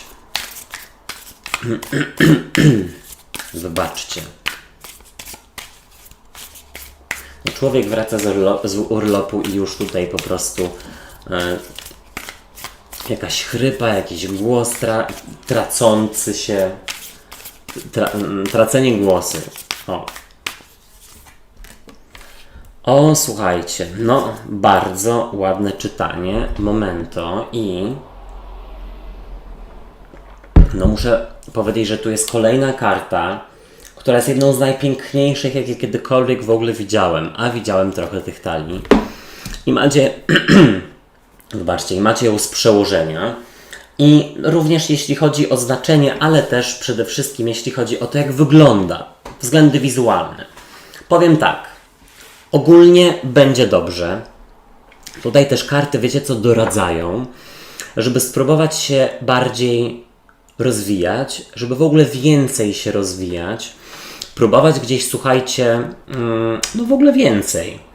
Nawet nie widzę tutaj jakiegoś ryzyka, ale po prostu jakiegoś doszkalania się, jakiegoś kursu dodatkowego, żeby gdzieś tutaj na przykład poszerzyć swoje umiejętności czy wiedzę. Ale dobra, zacznijmy od tego, że z przełożenia jest przepiękna karta Słońca. No, przecudowna i zobaczcie, jaka jest fantastyczna. I teraz tak, karta Słońca sugeruje coś pozytywnego. Karta Słońca sugeruje radość, szczęście, sukces i mam wrażenie, że po prostu w tym tygodniu jest pogodny nastrój, jest jakaś radość i najprawdopodobniej powód do radości i powrót do zadowolenia. Po prostu. Ale co jest przepięknie pokazane w tej talii, w tej karcie i tego wcześniej nie widziałem w innych kartach, które przedstawiałyby Słońce, no to zobaczcie, tu jest taki cykl życia pokazany. Tu jest mały chłopiec, później jest większy, jeszcze większy, dorosły, bardzo dorosły i jakiś dziadziuś. I tu jest taka informacja, żeby potraktować swoje życie, no, że jeśli ma się coś zdarzyć, to niech się dzieje tu i teraz. Trzeba żyć tu i teraz, a nie czekać, aż coś się zmieni. Na przykład pomyślcie sobie, że teraz jesteście w takim miejscu w swoim życiu, że no, możecie wykorzystać swój potencjał, możecie coś jeszcze zaryzykować. O, karetka pogotowia potwierdza. Możecie jeszcze na przykład coś zmienić, w ogóle możecie dużo. I gdzieś nie myśleć sobie, że o, już mnie nic nie czeka, bo już mam tyle i tyle lat. No nie, bez sensu, właśnie wręcz przeciwnie. Zobaczcie. W ogólnej energii jest karta Pazia Monet. Śliczna karta. I ta karta mogłaby sugerować właśnie taką ciekawskość, chęć posiadania wiedzy, poszerzania swojej wiedzy. W ogóle też powiedziałbym, że chęć odkrywania świata. I nawet nie tylko jeśli, słuchajcie, chodzi o podróże, czy tam, no nie wiem, czytanie encyklopedii, ale też na przykład uczenie się czegoś o sobie, o relacjach, które są albo były w Waszym życiu. Powiedziałbym tak, Paź Monet też w ogóle jest osobą, która czuje, że czekają na niego jakieś wyzwania w życiu w tym tygodniu i te wyzwania nie są takie, że podchodzicie do nich ze strachem, czy z lękiem, czy z niechęcią, ale wręcz przeciwnie. Gdzieś Wam dają takie, wiecie, taki napęd po prostu. Tak bym zasugerował. W ogóle w tym tygodniu wydaje mi się, że będzie jakaś informacja a propos pracy. Słuchajcie, przychodzi do Was karta szóstki buław, a szóstka buław to karta triumfu, to karta radości, to karta poczucia, że Wam wyszło. No, jest jakaś wygrana tutaj. I teraz tak, przy tej karcie, zwłaszcza w tej talii, też bym powiedział, że praca zespołowa albo w ogóle dobre kontakty z osobami, z którymi na przykład pracujecie, no gdzieś tutaj zaplusują, bo okaże się, że gdzieś nie tylko przez znajomości na przykład, ale w ogóle przez to, że jesteście empatyczną, życzliwą i otwartą na naukę osobą, no tutaj mam wrażenie, że coś będzie Wam zaproponowane, podarowane, tak bym zasugerował. No tutaj na pewno opłaca się rozwijać, tutaj opłaca się pokazywać pracodawcom, że Wy chcecie zrobić coś więcej, na przykład. Nie tylko, żeby zabłysnąć, ale też dlatego, że coś na przykład tam za Wami chodzi od jakiegoś czasu. I teraz zobaczcie, do przeszłości odchodzi ta piękna królowa buław w słonecznikach. Jest cudna. No w ogóle ta słowiańska i taka ludowa tutaj symbolika gdzieś bardzo mi odpowiada. Super. Od razu jestem zadowolony, jak patrzę na te karty.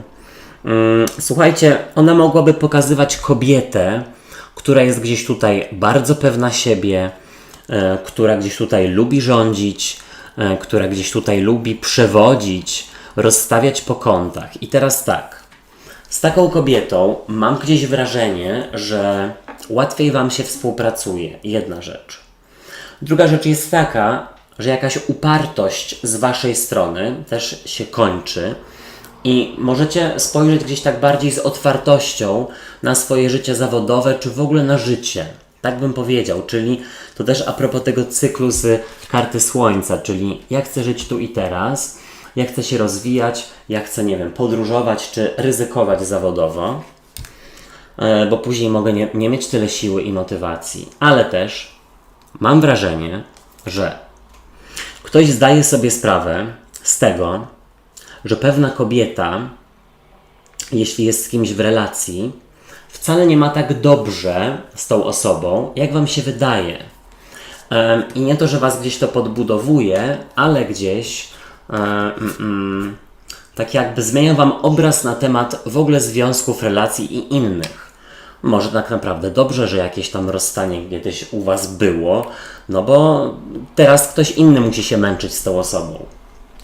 Zobaczcie, Wy przedstawiacie się jako karta Pazia Kielichów.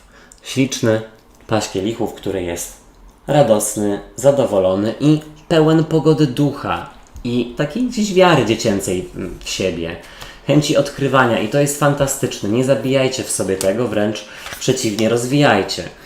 Ten Paź Kielichów też mówi o jakimś, słuchajcie, zaskoczeniu i wydaje mi się, że to zaskoczenie może być momento, pardonsik, ze sprawami właśnie zawodowymi, z jakąś komunikacją, albo ku Waszemu zaskoczeniu okaże się, że ktoś wcale nie jest tak bardzo szczęśliwy w jakiejś relacji, która nie jest z Wami. Słuchajcie, w Radzie jest dla Was karta koła fortuny i no właśnie w tej talii, na tej karcie jest to pięknie pokazane, bo no ta karta przedstawia, słuchajcie, już znowu zapomniałem, takie koło, na którym się przędzie. I powiedziałbym tak, ta karta mówi w Radzie, żeby no gdzieś tutaj tkać swoje życie, gdzieś tutaj rzeczywiście, jeśli coś za Wami chodzi, jeżeli od jakiegoś czasu, czy wyjazd, czy przeprowadzka, czy zmiana, to gdzieś to po prostu zrobić, bo najprawdopodobniej jest to dla Was i nie szukać sobie ograniczeń. Ta karta mówi o tym, że życie ma być ciekawe, kolorowe i no, gdzieś tak jakby obfitować w różne doświadczenia i no, gdzieś na to się nastawić. Karta ta mówi, żeby też nie obawiać się ryzykować i robić czegoś zupełnie nowego. Słuchajcie, czego nie robić, czego unikać. I tutaj jest przepiękna karta Asa Kielichów. I teraz tak. No ta karta mogłaby sugerować, że dla kogoś z Was na razie nie jest to czas na wybaczenie komuś i powrót, na przykład dawnej miłości. Ewentualnie dla kogoś z Was to nie jest jeszcze czas na nową miłość, na nową relację. Dlatego, że tutaj widzę przekaz pod tytułem rozwijam się, realizuję, tkam swoje życie i nie potrzebuję do tego kogoś innego. Okej, może mam przyjaciół, mam rodzinę i to mi wystarczy na razie. Jak ktoś się pojawi, fajnie, jak nie, też fajnie. Ta karta też, co by miała zasugerować? Chyba tyle. No, tak bym powiedział. Skoro wypadło mi z głowy, znaczy, że wszystko, co powiedziałem, wszystko, co chciałem, zostało wypowiedziane. Wszystkiego na mnie. Teraz wodniki i wodniczki. Witam Was na czytaniu tygodniowym. No i sprawdźmy, jaka będzie dla Was ogólna energia.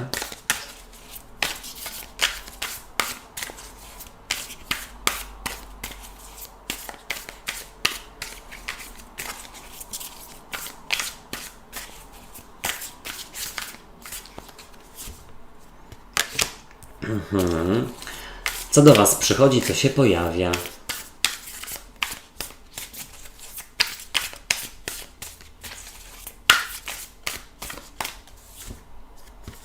O, jaka piękna królowa kielichów. Kojarzy mi się z taką łabędzicą. Tak się mówi? Chyba tak. Łabędź? Łabędzica. Łabądź? Dobra, słuchajcie, co odchodzi do przeszłości? No totalnie jest to jakaś łabędzica, bo jest nawet, słuchajcie, w takiej trzcinie, takiej wodnej.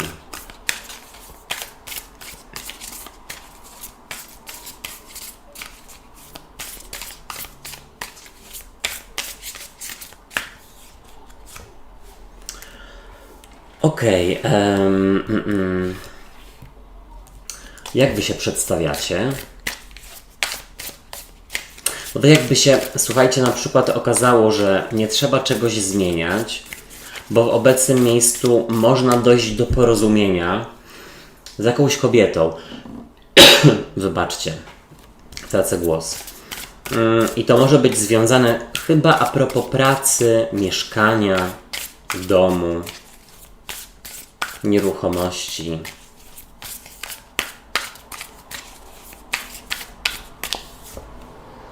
No słuchajcie, no dobrze, bo ta szóstka buław gdzieś tutaj przewija się w czytaniach w tym tygodniu. No gdzieś wychodzi na to, że jest to pomyślny tydzień. Warto załatwiać, rozmawiać, negocjować. Rada dla Was. Och, tutaj mi się jeszcze karty szczepiają. Bo pierwszy raz używam tej talii. Oczywiście poza obejrzeniem każdej karty po kolei. Wcześniej. O. No dobra, czego nie robić, czego unikać?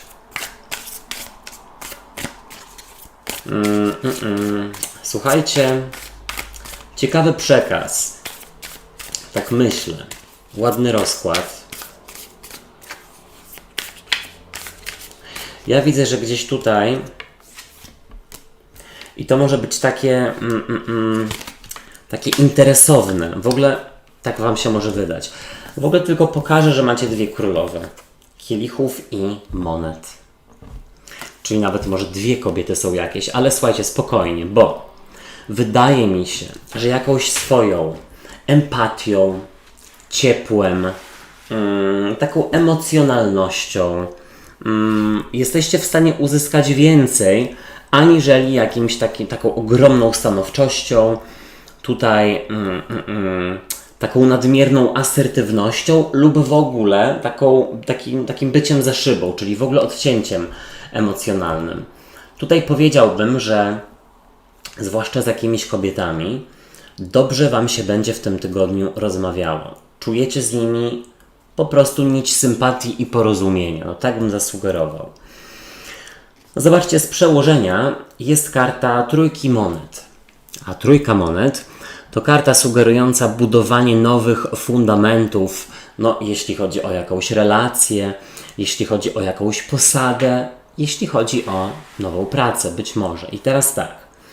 Ta karta ewidentnie pokazuje, że będzie to pracowity tydzień, ale wy gdzieś staracie się, macie do tego zapał i wiecie, że robicie to ku czemuś, czyli nie to, że o nie, pracuję w kamieniołomach, nie chce mi się, rutyna, nuda i brak rozwoju, nie, tylko raczej na tej zasadzie, ok, to ja tutaj się będę starać i będę też próbować nawiązywać takie, może nawet nie bliskie, żeby tak nie prywatą nie zajechać, ale gdzieś takie poprawne, sympatyczne, dobre kontakty z wpływowymi osobami w miejscu pracy. Jakkolwiek to zabrzmiało, naprawdę opłaca się z jakimiś kobietami, nie wiem czemu tak się uparłem, no ale tutaj są dwie królowe, dobrze żyć po prostu. Takie mam wrażenie, że nawet są w stanie Wam pomóc uzyskać lepszy kredyt, mieszkanie, warunki pracy, coś takiego. Zobaczcie, w ogólnej energii jest dla Was paź monet. A paź monet z takim wiankiem obfitym na głowie, no pokazuje osobę ciekawską, która stara się, wszędzie zagląda, próbuje, też pokazuje innym, że ma ochotę na coś nowego, innowacyjnego, że ma ochotę na usprawnienie czegoś i to na tej zasadzie, że na przykład jeśli w pracy macie gdzieś tutaj jakiś nowy pomysł na to, jak usprawnić rzeczywiście zarządzanie, pracę, cokolwiek, no to rzeczywiście jest to dobry czas, żeby się tym podzielić, ale w taki sposób, no nie na tej zasadzie, że tutaj robicie spotkanie z szefową na przykład i tutaj lawina po prostu. To mi się nie podoba, to mi się nie podoba, tamto jest tragiczne, myślę, że tak i tak trzeba zrobić. No nie. Tutaj gdzieś sposobem, miło, z humorem, to jest takim podejściem empatycznym, które ewidentnie macie, bo no tutaj widzę, że jesteście bardzo emocjonalnymi osobami, wrażliwymi do osób, z którymi rzeczywiście to rezonuje. I teraz zobaczcie, przychodzi do Was królowa kielichów, no ta łabędzica właśnie, bardzo mi się kojarzy z łabędzicą białą, pośród tutaj pałek wodnych. I słuchajcie, ona mogłaby właśnie pokazywać jakąś kobietę, która jest bardzo emocjonalna, rozemocjonowana. Zobaczcie, ona jest tutaj ubrana na biało, więc może nawet jakąś kobietę, która no, ma się gdzieś tutaj, ma tutaj gdzieś wyjść za mąż. I powiedziałbym tak, tutaj może ktoś do Was rzeczywiście wrócić skruszony, takie mam wrażenie. No zwłaszcza jeśli to jest ktoś, kto na przykład wychodzi za mąż. Nie wiem dlaczego tutaj jest jakieś skruszenie. Może widzi, że rzeczywiście mieliście bądź miałyście rację. No ale w ogóle widzę tutaj, że z pewną kobietą, z którą chcecie rozmawiać, połączy Was coś bliskiego. Po prostu.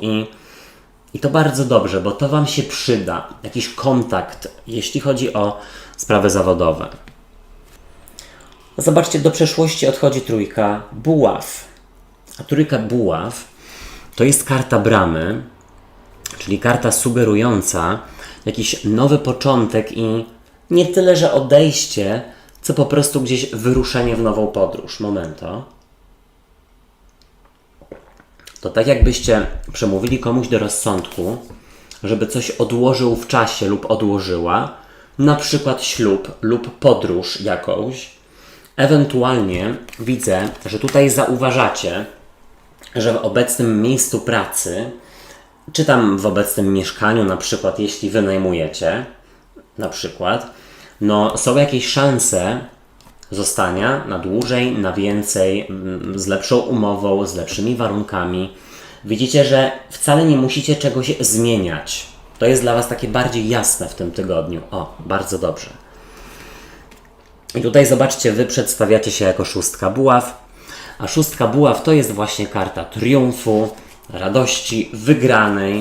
I teraz tak, jeśli no tutaj rzeczywiście bardzo się o coś staracie,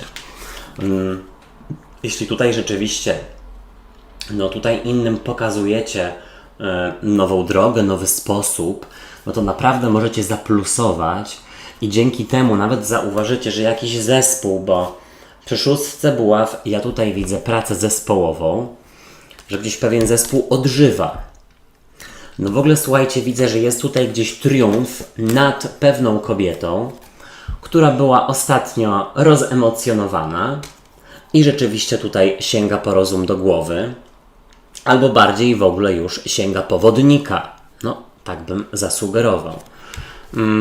No tak, słuchajcie, w Radzie rycerz kielichów. On tutaj bardzo klasycznie wygląda, jak z bardzo klasycznej talii, chociaż jest to talia słowiańska, ludowa. No to powiedziałbym tak, rycerz kielichów, on jest właśnie empatyczny, on zna sposób, on wie jak zagadać, wie jak na okrętkę kogoś tutaj podejść sposobem, żeby po prostu drugiej osoby nie wystraszyć, żeby gdzieś, no powiem, tak może nie fajnie, ale żeby więcej skorzystać. Rada jest taka, żeby też próbować, bo słuchajcie, mogłem tak zamotać i wybaczcie za to. Ale ja tutaj też widzę przekaz pod tytułem, na przykład w pracy nie widzę szans na rozwój, najprawdopodobniej w przyszłości będę musiał zmienić, czy będę musiała zmienić. Nawet już nie będę rozmawiać o polepszeniu warunków pracy w obecnym miejscu, bo wiem, że mi nie wyjdzie, że to nie przejdzie. Ale tutaj właśnie rada jest taka, żeby spróbować, bo jednak gdzieś wyjdzie na to, że jesteście w stanie coś osiągnąć tam, gdzie jesteście. Czy w mieszkaniu, czy w pracy, czy w jakiejś relacji. Czego nie robić, czego unikać? Królowa monet. Królowa monet z przepięknym, ogromnym wiankiem na głowie, kwiecistym, no bardzo ludowym. No to nawet widać, że ona jest tutaj matką tego pazia. Ale słuchajcie, jest to informacja, żeby nie unikać szefowej, szefa, najprawdopodobniej szefowej, bądź matki. Ja mam w ogóle wrażenie, że to wy jesteście stroną, która też, słuchajcie, pogodzi dwie kobiety, albo matkę i jej dziecko, bo tutaj zobaczcie, jest rzeczywiście królowa monet i paź monet. Wyglądają totalnie jak rodzina, znaczy są rodziną. Nie unikać rozmów z przełożonymi, nie unikać nawet nie to, że wchodzenia pomiędzy spór w jakiś rodzinny, ale no gdzieś ponownego włączenia się, no i spróbowanie tak innym sposobem, aniżeli do tej pory. O, wszystkiego naj. Teraz ryby. Witam Was na czytaniu tygodniowym. Sprawdźmy, jaka będzie dla Was ogólna energia.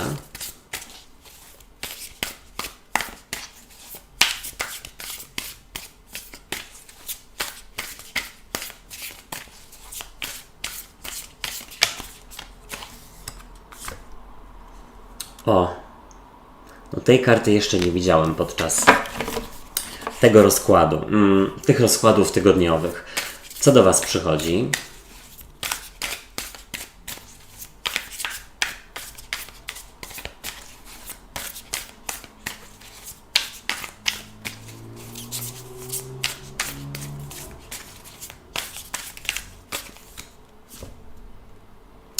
Okej. Wybaczcie. No tutaj widzę sytuację, w której być może ktoś jest na rozdrożu i zastanawia się, czy coś zmienić, czy gdzieś ruszyć. Może też już w ogóle nawet pewna sytuacja trochę nawet wymusza na Was zmianę, ale Wy jeszcze troszeczkę się tak próbujecie siebie samych przekonać, że no nie trzeba wcale tego zmienić bądź czegoś zrobić. Co odchodzi do przeszłości?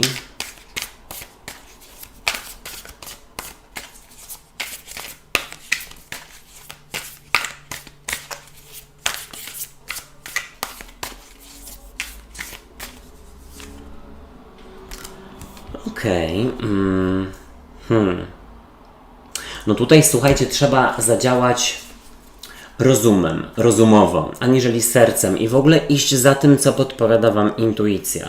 Zwłaszcza dla osób, które są na rozdrożu. Znaczy nie intuicja, tylko rozum. O, bo właśnie, czy intuicja jest skojarzona z rozumem, czy z sercem? W każdym razie rozumu. Rada dla Was. Nie, jak Wy się przedstawiacie, ryby.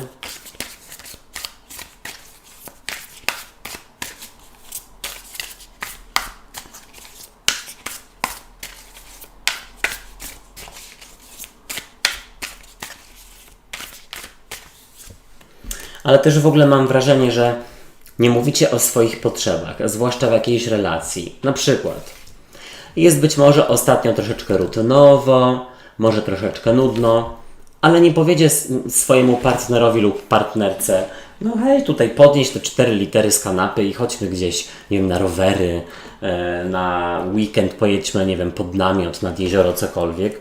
Tylko wy tak, to ja będę tu, gdzie jestem, może tam się ktoś domyśli, może mnie zabierze. Rada dla Was. A może ryby chcą na ryby?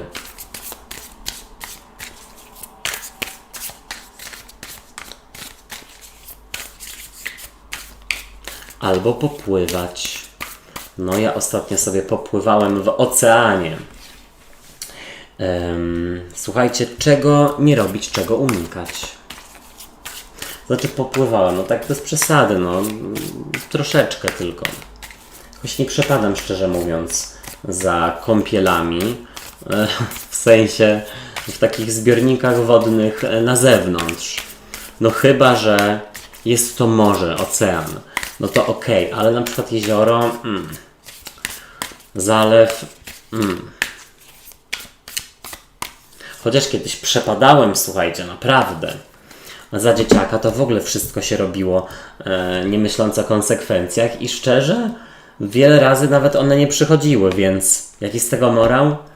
No może czasami trzeba się nie przejmować i po prostu w coś iść.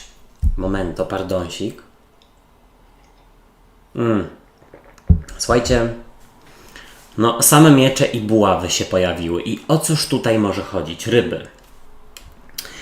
Z przełożenia jest dla Was karta 9 mieczy. Ona tutaj przedstawia, no chyba Jagnę po prostu. Ale zobaczcie, no Jagnę, która ma demona, który ją w nocy gdzieś tutaj próbuje, no przyszpilić i jej przynosi koszmary. O co chodzi? No albo nie możecie się wyspać, bo myślicie o czymś konkretnie cały czas i w ogóle jest mętlik w głowie.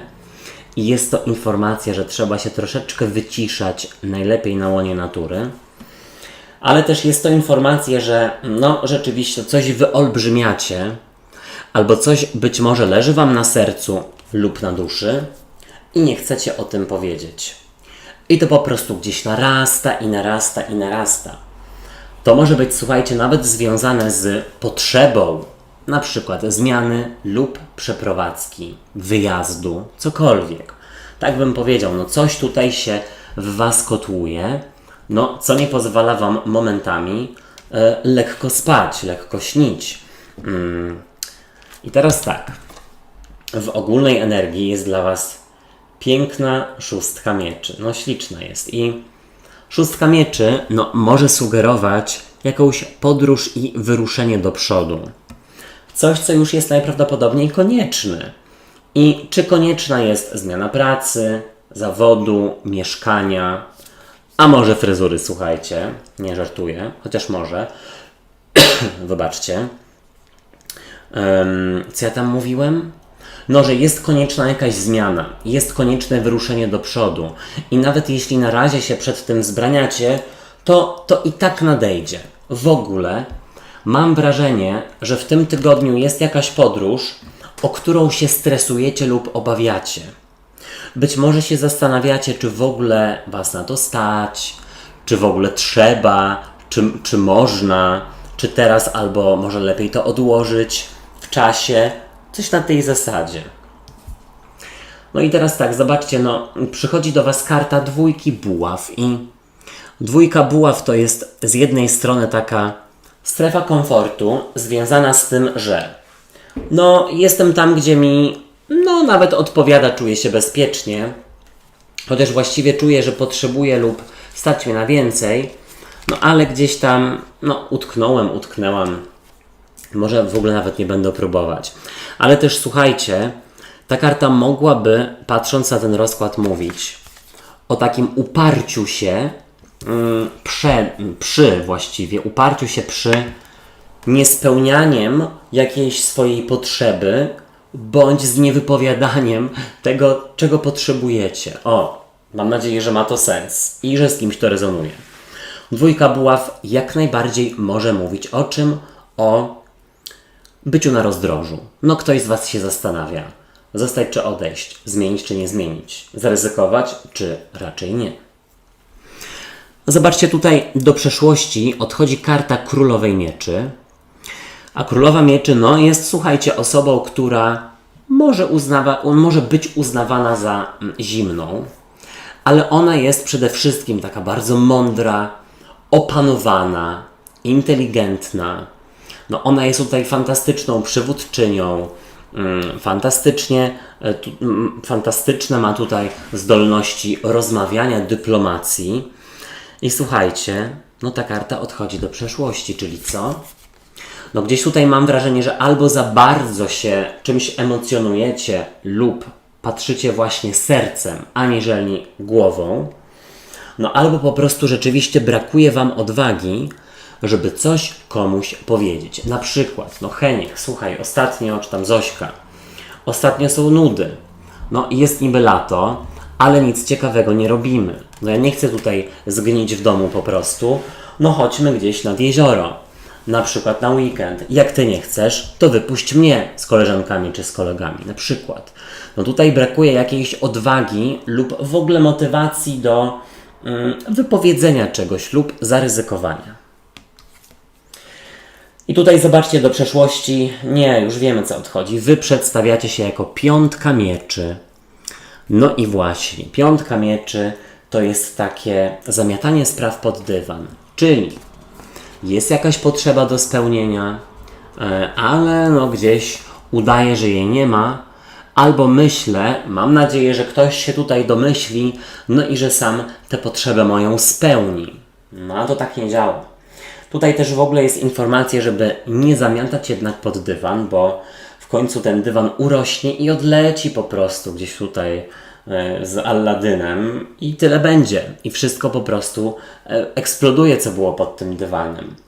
Piątka mieczy sugeruje, że ktoś potrzebuje naprawdę odpoczynku również takiego intelektualnego. Reset na łonie natury, na świeżym powietrzu Wam się przyda. Na wodę popatrzeć gdzieś, uspokoić się patrząc na taflę spokojną albo na morze. Słuchajcie, rybka lubi pływać, popływać sobie. W Radzie jest karta Pazia Buław. Taki mały, ludowy chłopiec tutaj rzeczywiście z pawim okiem w tej czapce. I jest to karta, słuchajcie, posłańca, komunikacji, informacji i w ogóle próbowania. Czyli, jaka jest rada? Spróbować porozmawiać, spróbować kogoś przekabacić, a może ze sobą porozmawiać. Czego Wy tak naprawdę chcecie? I jak to osiągnąć, bo tutaj mam wrażenie, że potrzeba zmiany jest. Słuchajcie, i teraz tak, momento jeszcze raz. Czego nie robić, czego unikać? Przepiękna czwórka buław. Tutaj, wybaczcie, tu jakaś para kujawiaka tańczy, albo może jakiś inny taniec. Powiedziałbym tak, tutaj w ogóle ona mi się z weselem kojarzy, z zabawą. Po pierwsze, nie unikać zabawy, radowania się w tym tygodniu. Nawet z byle czego, nawet z małych rzeczy.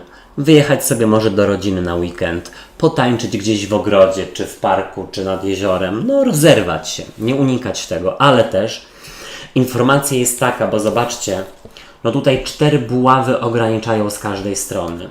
Nie utknijcie w strefie komfortu, bo gdzieś na ten moment ona jeszcze gdzieś Wam tutaj przynosi właśnie zadowolenie, może nawet nie zadowolenie. Takie bezpieczeństwo, ale już zaraz nie będzie. Wszystkiego naj. Teraz barany i baranice. Ja Was witam na czytaniu tygodniowym. I sprawdźmy, jaka będzie dla Was ogólna energia.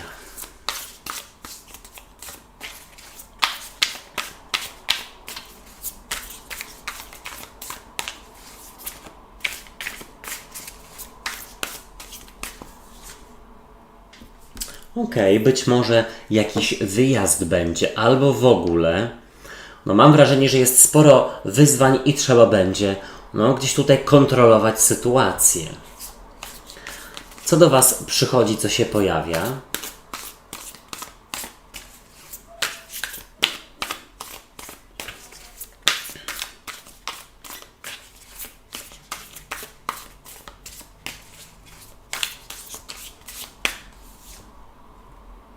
No jasne. Karta świata, czyli rzeczywiście gdzieś najprawdopodobniej wyjazd, nowe przedsięwzięcie. W ogóle wydaje mi się, że jakiś wyjazd zagraniczny, ale gdzieś tutaj się nie upieram. Co odchodzi do przeszłości?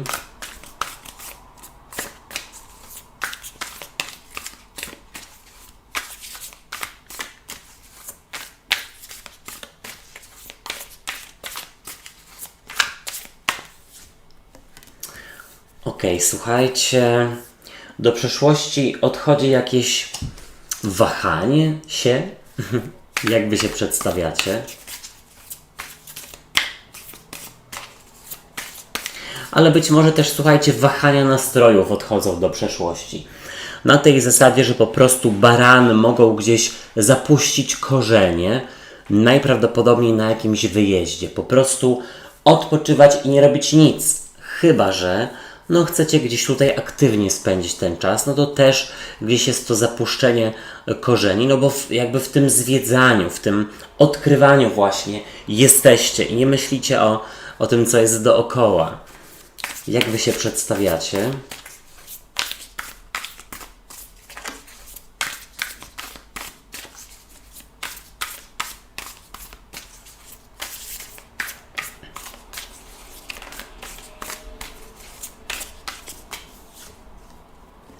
No, fantastycznie. Król buław.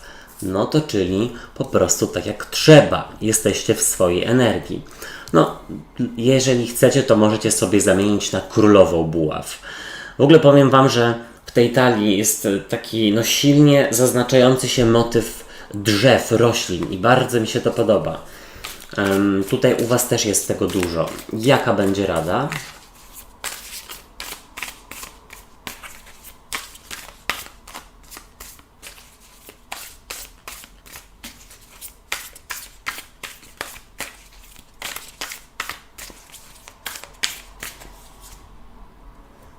A rada to karta maga.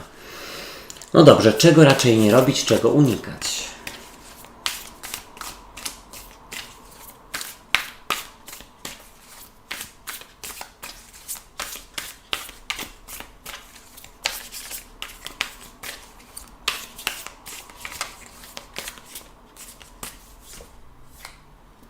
No dobrze. Tutaj rycerz mieczy się pojawił, taki husarz. Tak wygląda troszeczkę. Słuchajcie, co ja tu miałem powiedzieć? Że też widzę pewną sytuację.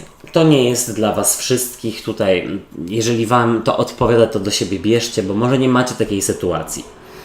Sytuacja, w której ktoś czaruje, opowiada, obiecuje, że tam zabierze, to zrobi, o to się postara, ale gdzieś no nie widać.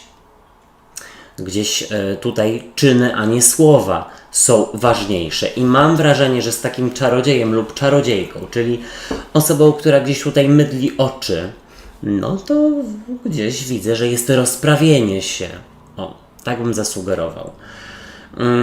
Dużo buław, to dobrze, ale w ogóle no tego motywu drzewnego, to od razu mi się tak skojarzyło, że dużo buław. No właściwie to buław są tylko trzy, przepraszam, i jeden król buław. No nie wiem, czy to dużo, ale dużo drzewa w każdym razie. Słuchajcie, zacznijmy od tego, że z przełożenia jest dla Was karta rycerza mieczy. No, piękna karta, no taki rzeczywiście husarz, ale ta karta w ogóle pokazuje kogoś, kto walczy w imię wyższych wartości, albo walczy w imię swoich wartości, w imię tego, co jest dla niego lub dla niej ważne. I nie mówię, że to będzie rzeczywiście jakiś niespokojny tydzień. Bardziej chodzi mi o to, że nawet jeśli jest dużo wyzwań, a raczej bym powiedział, że jest dosyć sporo, no to gdzieś Wy tutaj, tak jak ten rycerz mieczy, gdzieś tak jakby strategicznie, z przygotowaniem, z wykorzystaniem swoich umiejętności i doświadczenia, które do tej pory zdobyliście bądź zdobyłyście, po prostu przystępujecie do, w cudzysłowie, walki, czyli do rzeczywiście ogarniania rzeczywistości, które to właśnie ogarnianie rzeczywistości bardzo dobrze Wam wychodzi. Tak bym zasugerował.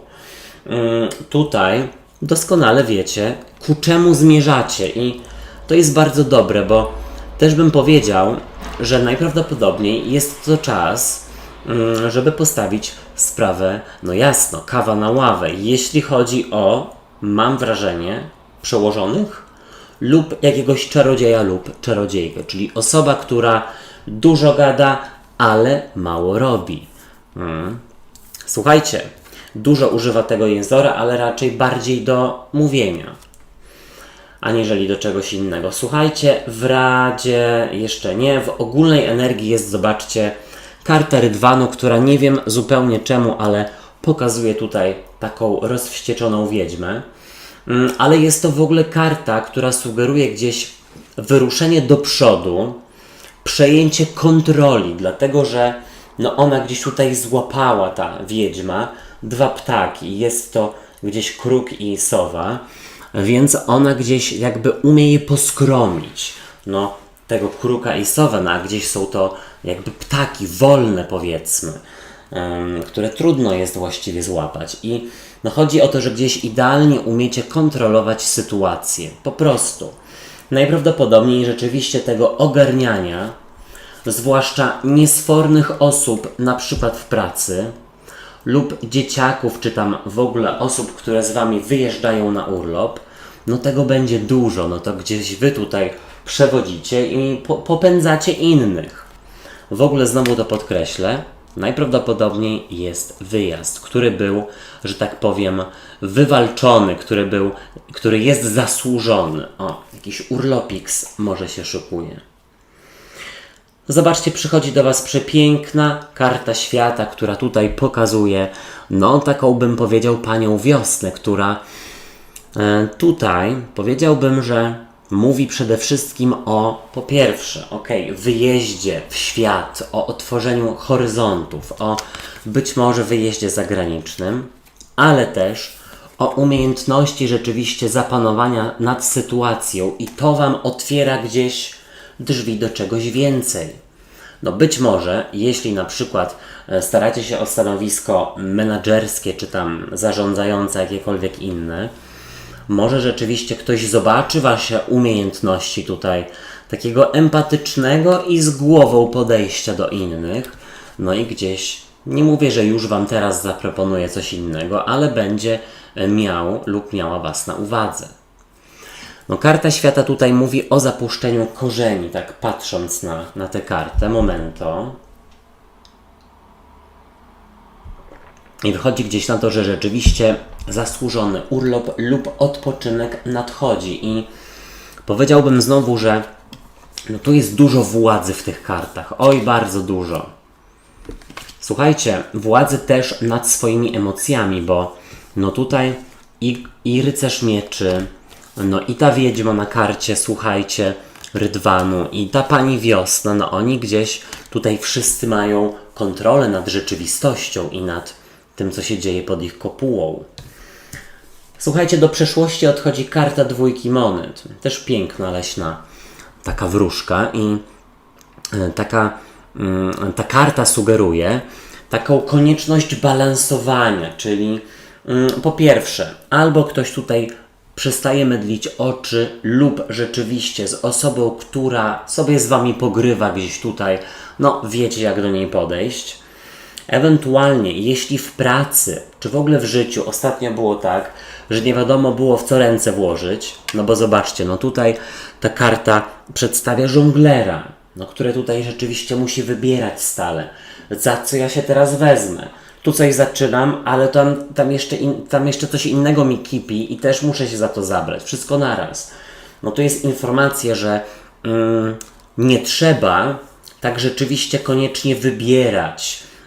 Czyli jeśli obowiązków jest więcej niż zwykle, świetnie sobie z nimi radzicie. Jeśli obowiązków jest mniej, no to wiadomo, że nie trzeba wybierać, no bo po prostu gdzieś można się byczyć. O, tak bym powiedział, czy tam baranić w waszym przypadku. No i teraz zobaczcie, wy przedstawiacie się jako król buław. No oczywiście, że tak. Król buław lub królowa buław to możecie sobie tutaj odwracać tę energię. No i jest to właśnie przedstawiciel trygonu ognia, czyli baran, lew lub strzelec. Super, jesteście w swojej energii.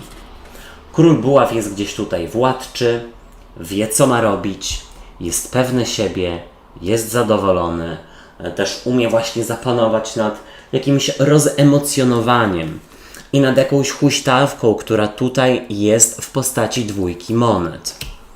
No w ogóle mam wrażenie znowu, że tutaj gdzieś do pionu przywołujecie otoczenie barany.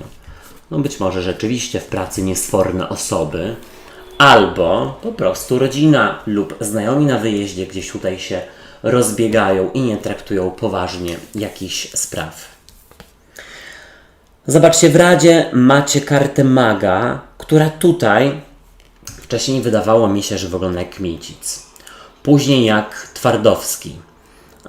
Teraz już sam nie wiem, może trochę jak, a właściwie sami zobaczcie, karta maga, który ma koguta na ramieniu i ta karta sugeruje, żeby rzeczywiście gdzieś tutaj porządzić, ustawić innych do pionu. W ogóle ta karta mówi o tym, że macie wszystkie narzędzia, które potrzebujecie, żeby mieć do osiągnięcia jakiegoś celu. Czyli na przykład, jeśli też ktoś stara się, słuchajcie, w pracy o podwyżkę, wyjazd służbowy, zaległy urlop, no to tutaj rada jest, żeby nie odpuścić. Aj, w ogóle nie odpuścić. Wy wiecie, co macie robić. I to róbcie. Słuchajcie, w Radzie też ta karta maga sugeruje, no słuchajcie, Twardowski, jeszcze tam księżyc jest w tle, totalnie. Ta karta sugeruje co? Żeby rozprawić się z osobami, które czarują i was zwodzą. No po prostu, wy nie potrzebujecie czegoś takiego. Nawet jeśli chodzi o sprawy zawodowe. Powiedzieć, no słuchaj, ja robię to i tamto. Od jakiegoś czasu obiecujesz mi, no nie wiem, podwyżkę, zmiany i tak dalej. No, o co chodzi, tak? Czego nie robić, czego unikać? Trójka buław. I to jest ciekawe, bo trójka buław jest kartą bramy. I mogłaby mówić o tym, żeby emocjonalnie nie podjąć decyzji a propos na przykład jakiejś zmiany, czyli zwolnieniu się z pracy, bo w obecnym miejscu najprawdopodobniej jest dosyć dużo do uzyskania, do poprawy. Czego jeszcze nie unikać? Podróży. Nie wiem, o co chodzi, ale być może ktoś tutaj wzbrania się przed urlopem. A dobra, to jeszcze poczekam, wezmę później, w przyszłym roku, albo na zimę będę mieć więcej. Ewentualnie zastanawiacie się, czy skorzystać z zaległego, czy raczej wziąć kasę. Informacja jest, żeby skorzystać, bo gdzieś tutaj wam się przyda wyjazd. Wszystkiego naj. Teraz byki i byczyce, byczęta. Witam was na tygodniówce i sprawdźmy, jaka będzie dla nas ogólna energia.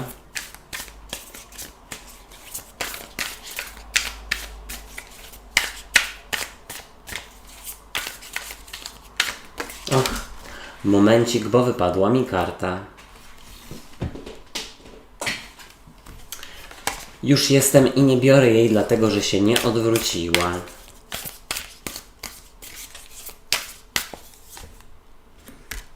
Okej. Co do was przychodzi, co się pojawia, albo kto?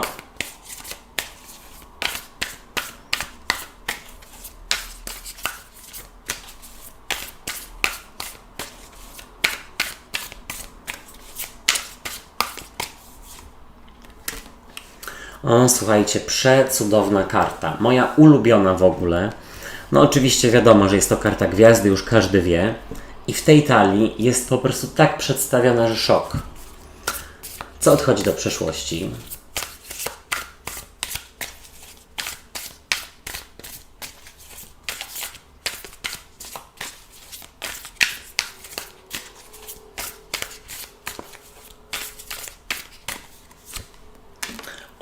słuchajcie, pierwszy raz pojawiła się tutaj ta karta i padniecie, jak ją zobaczycie, jest świetna.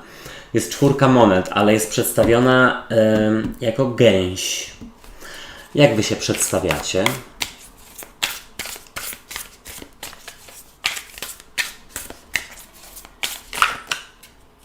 No słuchajcie, dobra. Tutaj próbowała się pojawić karta. Wezmę ją i łyka też, momento. No bo tracę głos, no ja nie wiem, o co chodzi z tym głosem. Rada dla was.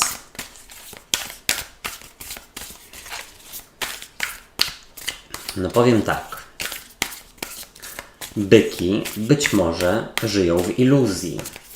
W iluzji, że strefa komfortu jest dobra, że brak zmian no, jest gdzieś bezpieczny i korzystny, ale też słuchajcie, w iluzji, że nie jesteście czegoś warci, warte, no, że coś tutaj nie jest dla was. To jest iluzja, bo to jest dla was. Jesteście tego warci, jesteście tego warte.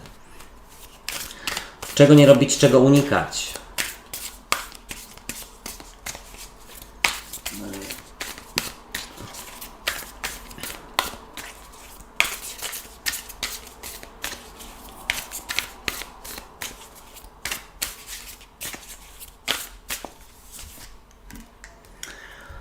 Okej, ładne czytanie i naprawdę powiem wam, że tutaj pojawiło się raz, dwa, trzy, no 3 karty, których jeszcze nie widziałem. Znaczy wcześniej widziałem, jak odpakowałem te talie, to po prostu każdą kartę po kolei obejrzałem. Ale teraz używam jej pierwszy raz i no powiem wam, że ładnie się to wszystko zawiązuje. Tak myślę. No zacznijmy. Z przełożenia jest 6 monet. Piękna karta. Tutaj bardzo ludowo. Jest to karta charytatywności. Jest to karta równowagi w braniu i dawaniu. I w ogóle karta dzielenia się. Tak bym powiedział. Tutaj być może jest chęć z waszej strony, poproszenie kogoś o pomoc nawet, na zasadzie okej, czy możesz mnie polecić gdzieś tam w pracy, żeby mieć lepszą posadę? Albo czy możesz w ogóle powiedzieć mi, czy szukacie jakichś nowych pracowników? Coś na tej zasadzie. I mam wrażenie, że troszeczkę obawiacie się tego zrobić. Ale też w ogóle w tym tygodniu no jest informacja, że coś wam się należy lub będzie wam coś darowane. Zobaczcie, no 6 monet. Tutaj ewidentnie jakaś no ikona. No, ktoś tutaj podarowuje pieniądze osobie, która ich potrzebuje. Coś będzie wam dane. Więcej niż mniej. I teraz tak.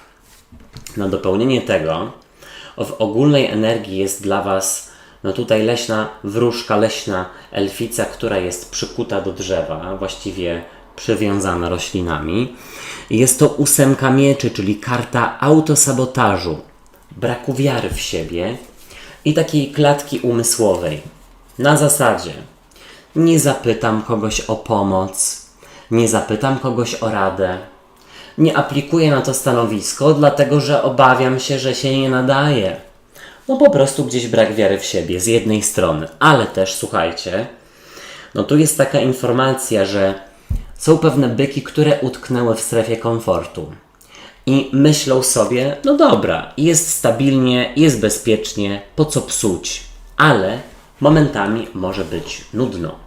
I nie mówię, żeby tutaj rzeczywiście całe życie do góry nogami przewracać, ale zastanowić się, co możecie zmienić, krok po kroku, a może nie musicie wcale nic zmieniać.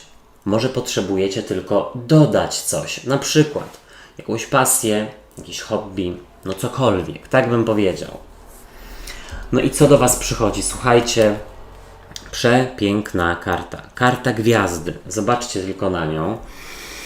Jest to karta pozytywnego myślenia. Jest to karta, która sugeruje, że coś tam nad wami czuwa. Że coś tam rzeczywiście was prowadzi, czy ta gwiazda, Bóg, czy cokolwiek. No i zwłaszcza w połączeniu z 6 monet. No, coś wam się tutaj należy. W czymś jest powodzenie i Oczywiście tutaj w negatywie ta gwiazda mogłaby jak najbardziej sugerować, że żyjecie w iluzji. A jakiej iluzji? Że po pierwsze, do czegoś się nie nadajecie, bądź coś Wam się nie należy. Być może w iluzji, że właśnie jakaś strefa komfortu jest korzystna. No tak bym zasugerował. No w ogóle karta gwiazdy mówi o jakimś rozmarzeniu i tu jest taka informacja, żeby byki sięgnęły po spełnianie swoich marzeń. I wiem, że to zabrzmiało banalnie, jak ze złotych myśli, powiedzmy, takiego notatnika, który się w szkole dawało innym do uzupełnienia.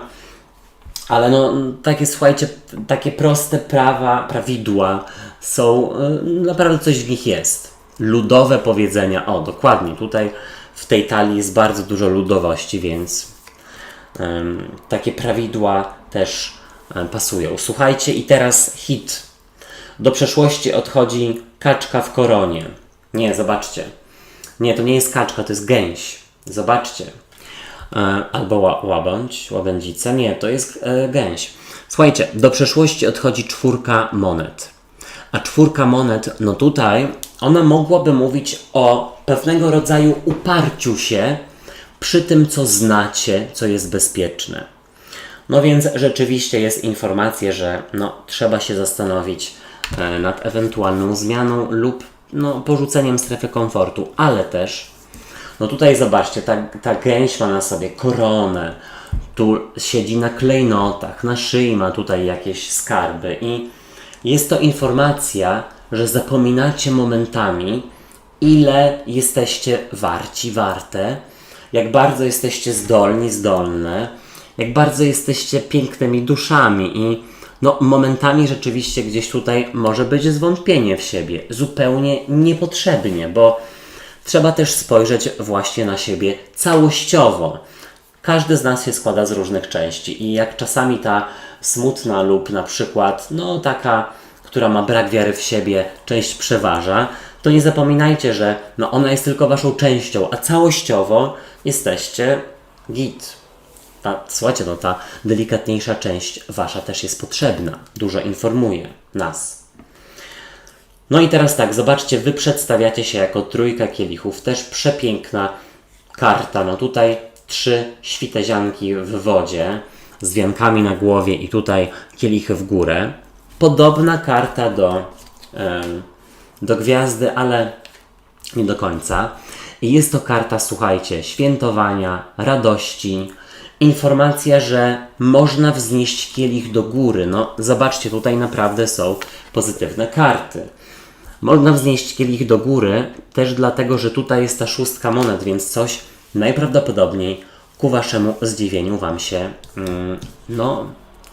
zyskacie. Natomiast jeszcze bym powiedział, że w negatywie ta 3 kielichów mogłaby sugerować, że po prostu bagatelizując swoje potrzeby, na przykład potrzebę zmian, tracicie czas.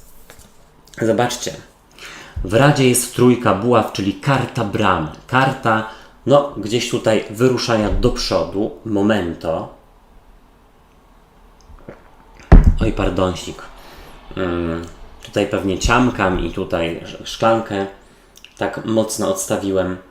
3 buław. Ryzykuj, zmieniaj, wyrusz gdzieś do przodu. Spróbuj i uwierz w siebie, uwierz w swoje możliwości. Gdzieś tutaj po prostu nie ograniczaj siebie. Tak bym zasugerował. Zwłaszcza do osób, które chcą zmienić pracę, miejsce zamieszkania czy jakieś nawyki. Nigdy nie schudnę, nigdy nie nauczę się tego albo tamtego. Wiecie, o co chodzi. Czego nie robić, czego unikać? Królowa kielichów. Też przepiękna karta. Słuchajcie, już uwielbiam tę talię. Naprawdę. Od samego patrzenia na nią jest mi wesoło. Królowa kielichów tutaj jest troszeczkę smutna i ona mogłaby pokazywać kogoś, kto jest rozemocjonowany. Ona mogłaby pokazywać kogoś, kto ufa swoim myślom i emocjom. A pamiętajcie, że one są dla nas drogowskazem, ale gdzieś też czasami należałoby użyć rozumu. Nie kierować się tutaj rzeczywiście emocjami, na zasadzie strachem na przykład, boję się zmiany. Albo na przykład jakimś tutaj, nie wiem, przywiązaniem, że Szkoda mi tego stracić. Obawiam się, że jak zmienię, to będzie gorzej. Wiecie, o co chodzi. No tak, wszystkiego naj.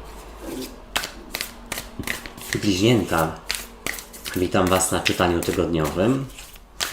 No i sprawdźmy, jaka będzie dla Was ogólna energia.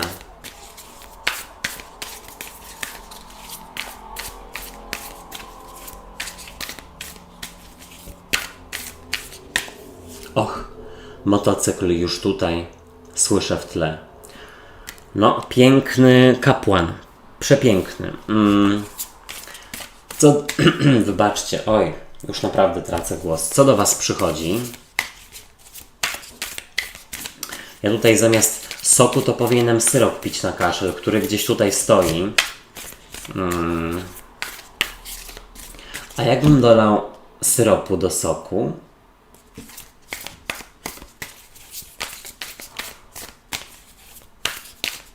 To znaczy nie na kaszel, no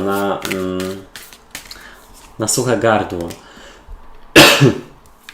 Słuchajcie, no ciekawe, tutaj też pokazał się wisielec pierwszy raz mi w tym tygodniu, w tym rozkładzie tygodniowym.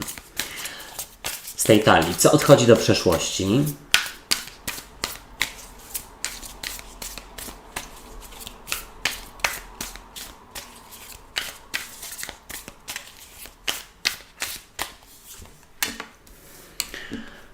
Słuchajcie, mam wrażenie, że jest podjęcie decyzji a propos zmiany perspektywy lub z tak jakby tym, że ktoś, kto jest uznawany za autorytet na przykład, mówi tak i tak, to wcale nie znaczy, że ma rację. Albo wcale nie znaczy, że jeśli coś powie na Wasz temat, to że jest to prawdą. Mam nadzieję, że nie zamotałem za bardzo. Zaraz będę tłumaczył. Jak Wy się przedstawiacie?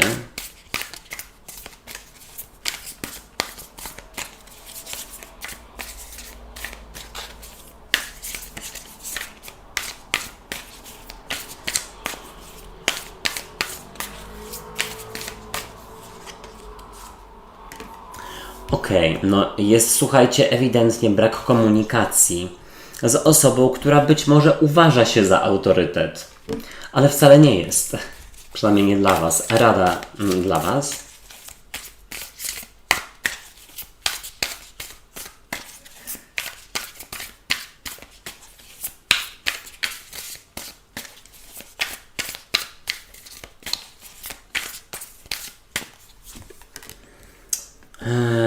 Piękna rada, 2 kielichów.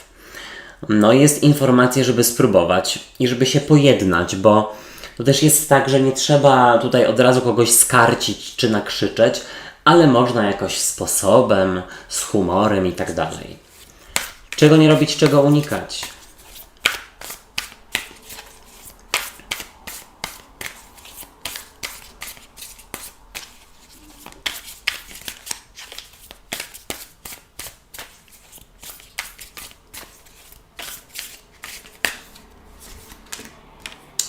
No dobrze.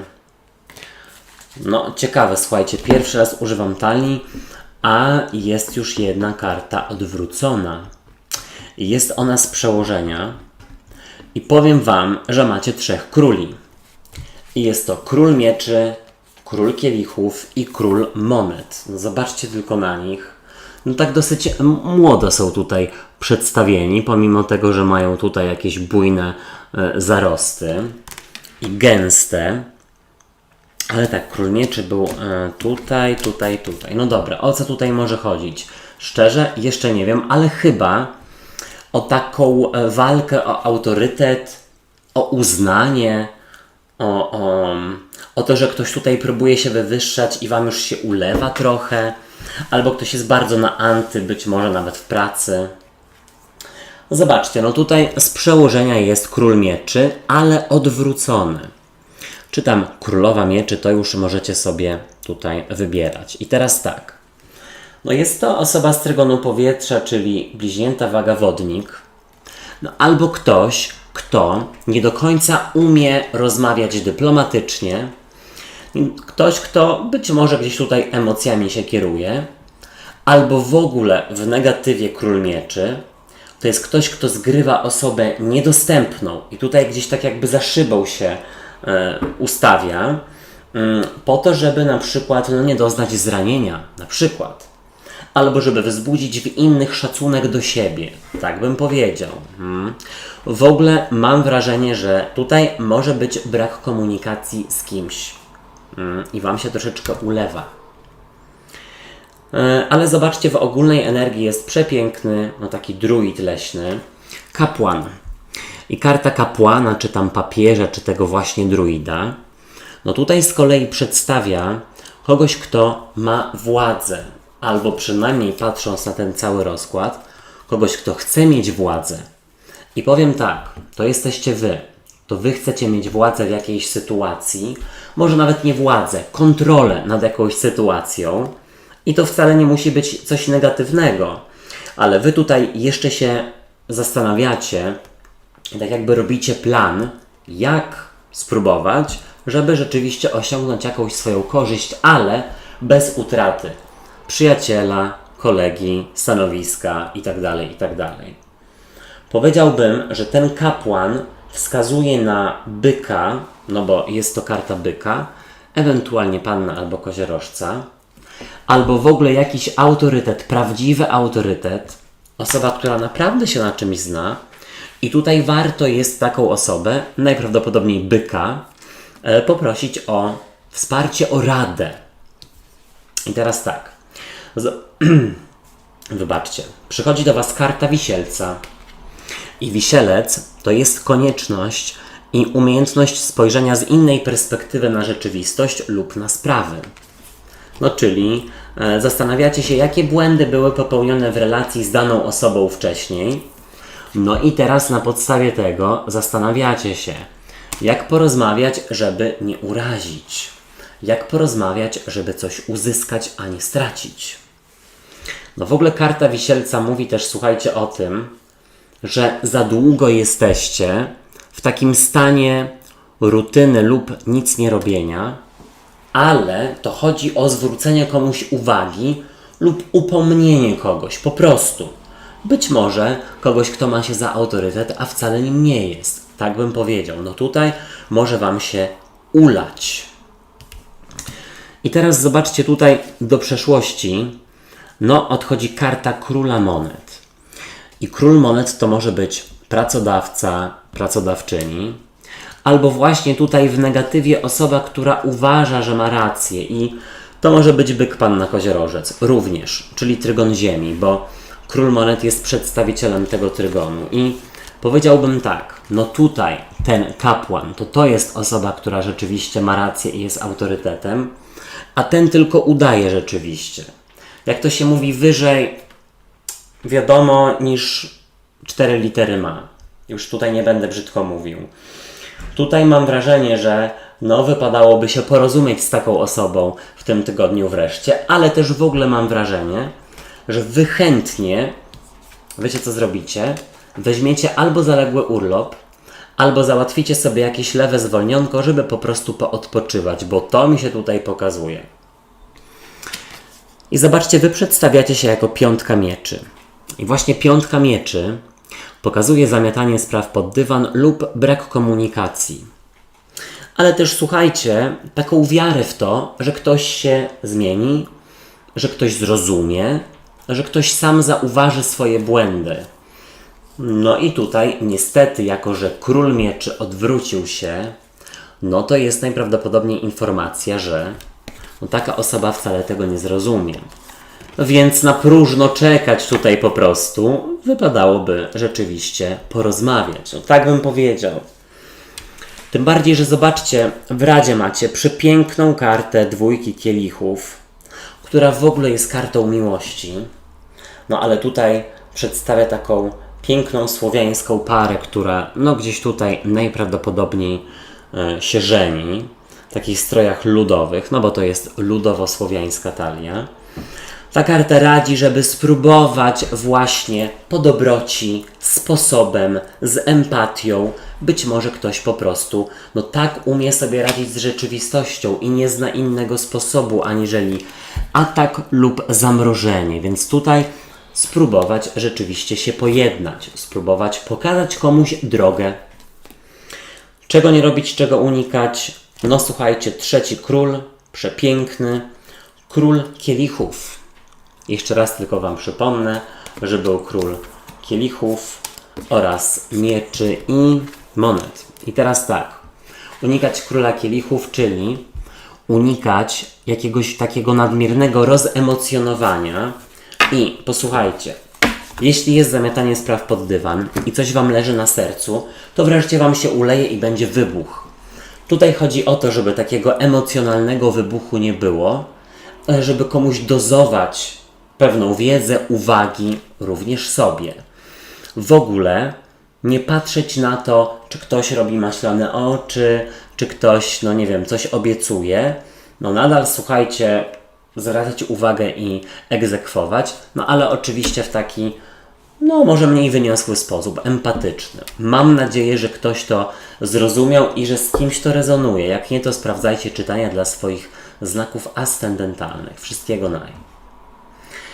Moi drodzy i moje drogie, ja Wam oczywiście dziękuję za uwagę i życzę Wam fantastycznego tygodnia.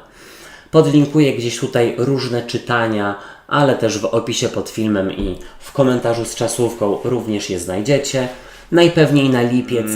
Subskrybujcie kanał i zostawiajcie po sobie ślad w postaci komentarzy i kciuków w górze, dlatego że to pomoże mi w rozwoju go. Jeśli jeszcze będziecie udostępniać moje wideo lub dzielić się z bliskimi, to też będzie mi bardzo miło. Trzymajcie się, do usłyszenia. Hej, cześć i pa pa.